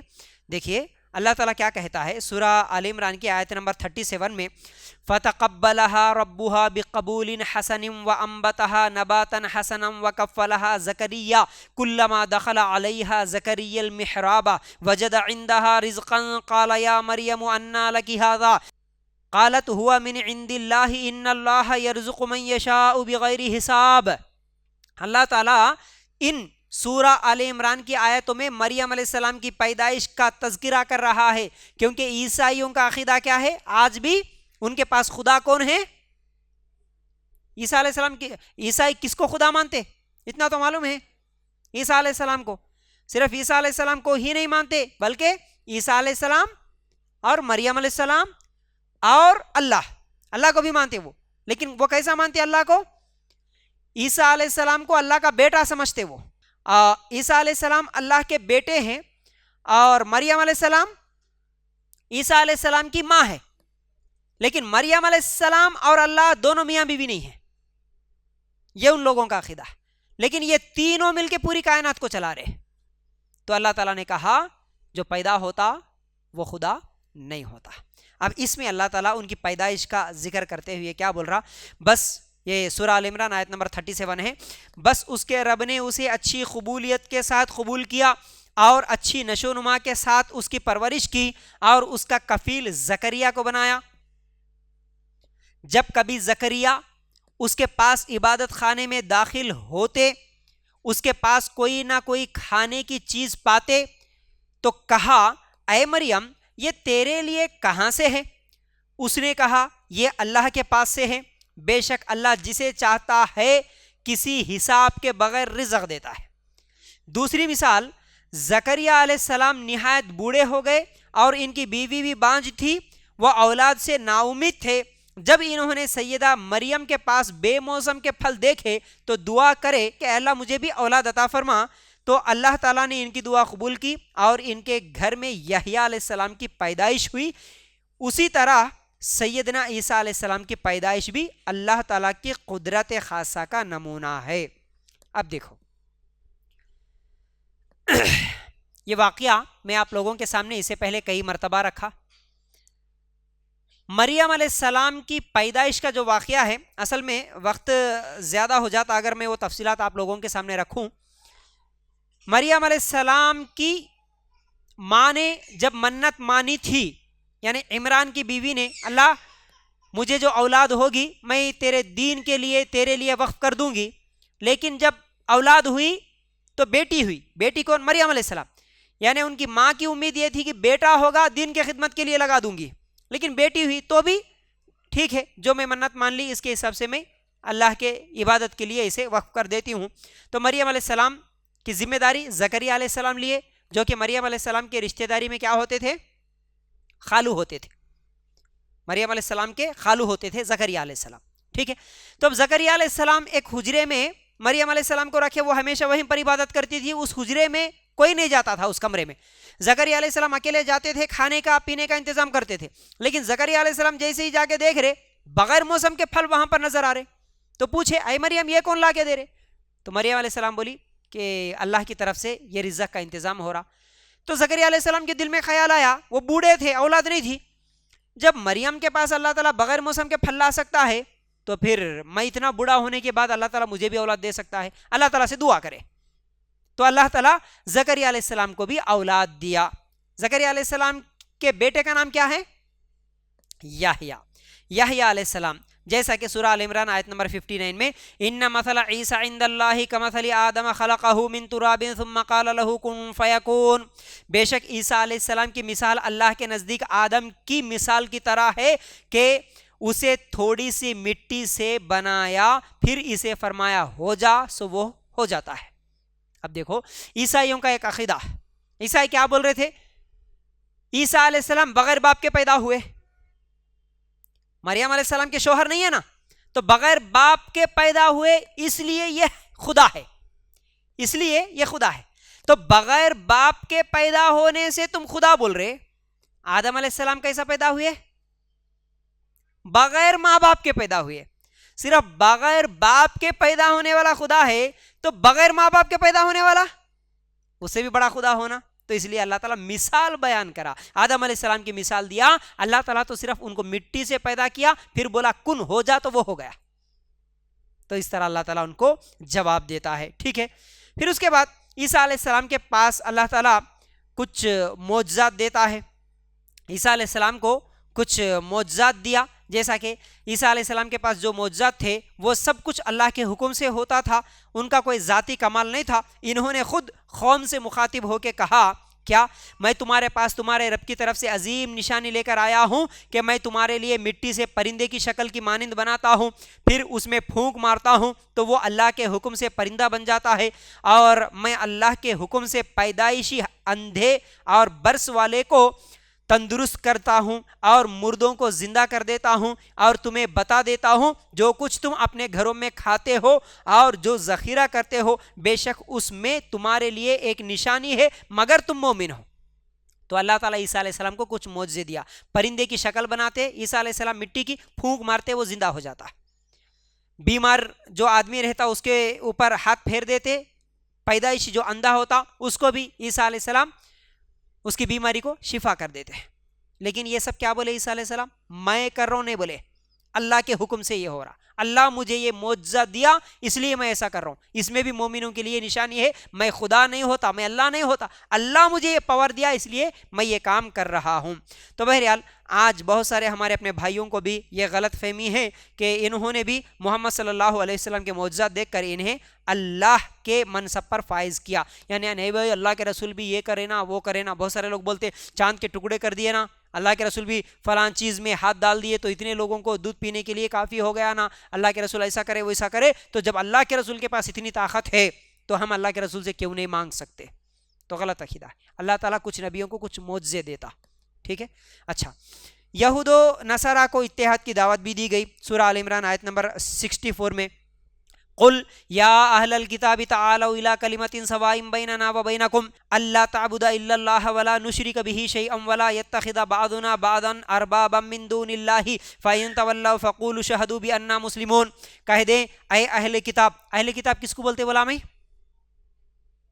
اہل کتاب جن کو کتاب دی گئی. اب جب بھی اہل کتاب کا لفظ آئے تو فوراً ذہن میں خیال آ جانا یہودی اور نصارہ, عیسائی اور یہودی. ان کو کتاب ملی نا, اللہ ان کے بارے میں بول رہا. کیا بول رہا؟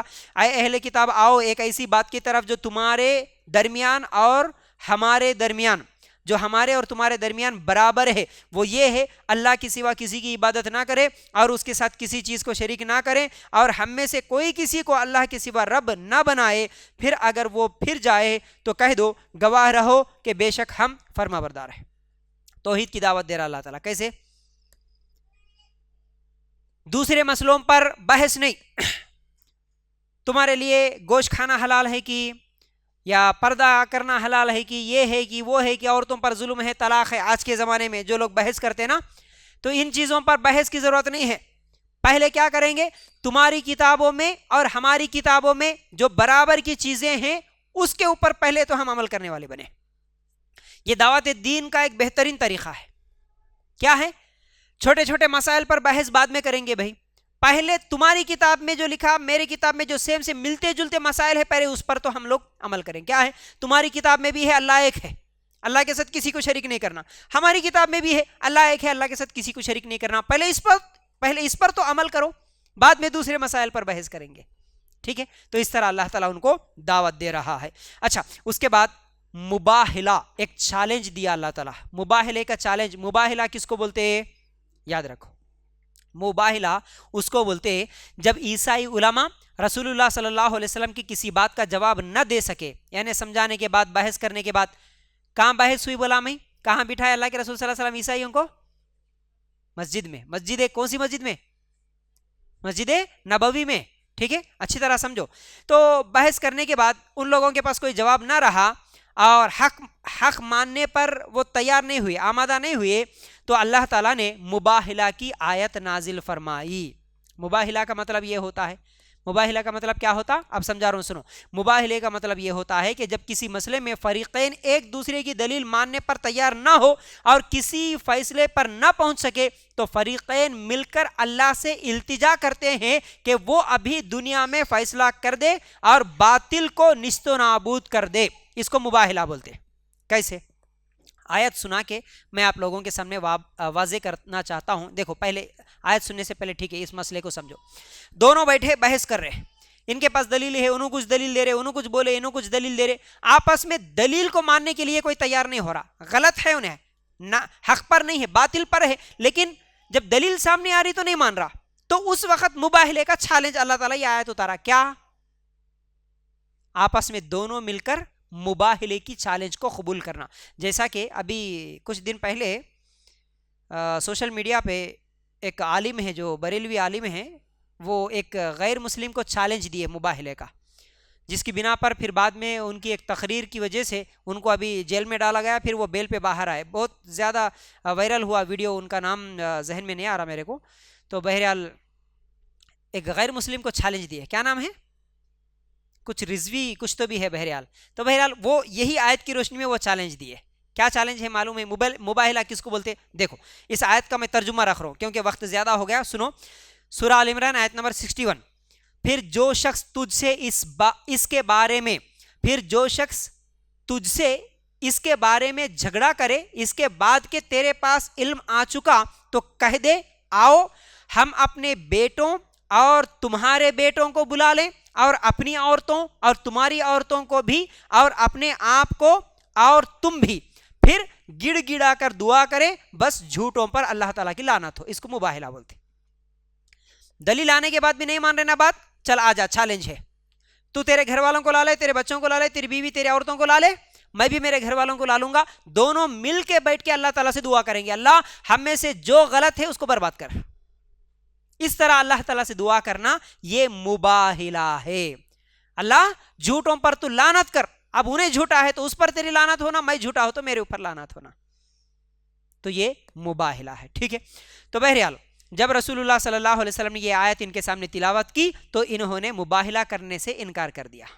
آج بھی جس غیر مسلم کو وہ جو بریلوی عالم چیلنج دیے وہ بھی انکار کر دیا، نہیں بھی وہ فلاں مسئلہ ہے، پولیس کا مسئلہ ہے، اجازت نہیں ملتی، پرمیشن نہیں ملتی، وہ یہ بول کے وہ بھی انکار کر دیا. تو بہرحال یہ مباہلہ ہے. ٹھیک ہے. کیونکہ وہ دل میں سمجھتے تھے، ان کو معلوم تھا کن کو؟ عیسائیوں کو محمد صلی اللہ علیہ وسلم سچے رسول ہے، ان کو معلوم تھا، اس لیے وہ مباہلے کے چیلنج کو قبول نہیں کرے.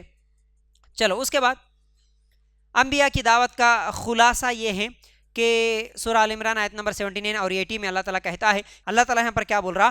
کسی بشر کا کبھی حق نہیں، اللہ اسے کتاب بھی دیا اور حکمت بھی دیا اور نبوت بھی دیا، پھر وہ لوگوں سے کہیں کہ اللہ کو چھوڑ کر میرے بندے بن جاؤ اور لیکن رب والے بنو. لیکن وہ کیا بولتا؟ رب والے بنو. یعنی کسی بھی انسان، یعنی کوئی بھی نبی جس کو اللہ تعالیٰ نبوت دیا، کتاب دیا، تو وہ کبھی بھی انسانوں کو یہ جا کے نہیں بولتا کہ میرے بندے بن جاؤ، میری عبادت کرو، نہیں بولتا. ہر نبی کی دعوت یہی رہی کہ تم سب اللہ کی عبادت کرو. عیسیٰ علیہ السلام بھی آئے، اللہ کے بندے تھے اور اللہ کی طرف بلائے. عیسیٰ علیہ السلام بھی کبھی میرے بندے بنو، میری عبادت کرو بول کے نہیں بولے. اللہ تعالیٰ یہ آیت میں اس چیز کو سمجھا رہا. ٹھیک ہے. اچھا، اس کے بعد سورہ آل عمران آیت نمبر 81 میں بھی اللہ تعالیٰ کہتا ہے، عیسیٰ علیہ السلام بھی محمد صلی اللہ علیہ وسلم کی بشارت دیے. یعنی جیسے ابراہیم علیہ السلام دعا کرے تھے محمد صلی اللہ علیہ وسلم کی پیدائش کا، اسی طرح عیسیٰ علیہ السلام بھی بشارت دیے. کیسے؟ سورہ آل عمران آیت نمبر 81. اور جب اللہ تعالیٰ نے سب نبیوں سے پختہ عہد لیا کہ میں کتاب و حکمت میں سے جو کچھ تمہیں دوں، پھر تمہارے پاس کوئی رسول آئے جو اس کی تصدیق کرنے والا ہو جو تمہارے پاس ہے تو تم اس پر ضرور ایمان لاؤ گے اور ضرور اس کی مدد کرو گے. فرمایا، کیا تم نے اقرار کیا اور اس پر میرا بھاری عہد قبول کیا؟ تو انہوں نے کہا، ہم نے اقرار کیا. فرمایا، تو گواہ رہو اور تمہارے ساتھ میں بھی گواہوں میں سے ہوں. آخر میں اللہ تعالیٰ نے یہ اعلان کیا، افغیر دین اللہ یبغون ولہ اسلم من فی السماوات والارض طوعا وکرہا والیہ یرجعون. اور جو اسلام کے علاوہ کوئی اور دین تلاش کرے تو اللہ تعالیٰ اسے ہرگز قبول نہیں کرے گا، وہ آخرت میں نقصان اٹھانے والوں میں سے ہو جائے گا۔ یعنی اللہ کے پاس اسلام کے علاوہ کوئی دین قابل قبول نہیں ہے، صرف اور صرف اسلام قبول کرے تو ہی وہ ہدایت پہ ہوں گے اور آخرت میں نجات پائیں گے، اس کے علاوہ دوسرے دین کو اللہ تعالیٰ قبول نہیں کرے گا۔ اب اگر کوئی شخص اسلام کے علاوہ کوئی دوسرا راستہ اختیار کرے گا تو اللہ تعالیٰ اسے قبول نہیں کرے گا، کیونکہ اب ہدایت کا مدار محمد صلی اللہ علیہ وسلم کی ذات اقدس ہے، نجات کا انحصار دین اسلام کو ماننے پر ہے، اس کے بغیر کسی بھی قیمت پر نجات نہیں مل سکتی۔ تو فرمایا سورہ آل عمران آیت نمبر 90 میں، بے شک وہ لوگ جنہوں نے اپنے ایمان کے بعد کفر کیا پھر کفر میں پڑ گئے، ان کی توبہ ہرگز قبول نہ کی جائے گی اور وہی لوگ سراسر گمراہ ہیں۔ یعنی اسلام قبول کرنے کے بعد بھی اگر اسلام چھوڑ دیے، کفر میں پڑ گئے، تو پھر اللہ تعالیٰ ان کی توبہ کو قبول نہیں کرے گا۔ تو بہرحال یہ آج کی آخری آیت تھی، تو امید کرتا ہوں باتیں سمجھ میں آگے ہوں گی۔ اللہ تعالیٰ ہمیں اسی طرح قرآن کو سمجھنے کی اور اس کے مطابق عمل کرنے کی توفیق دے، آمین۔ جزاک اللہ خیر۔ السلام علیکم ورحمۃ اللہ وبرکاتہ۔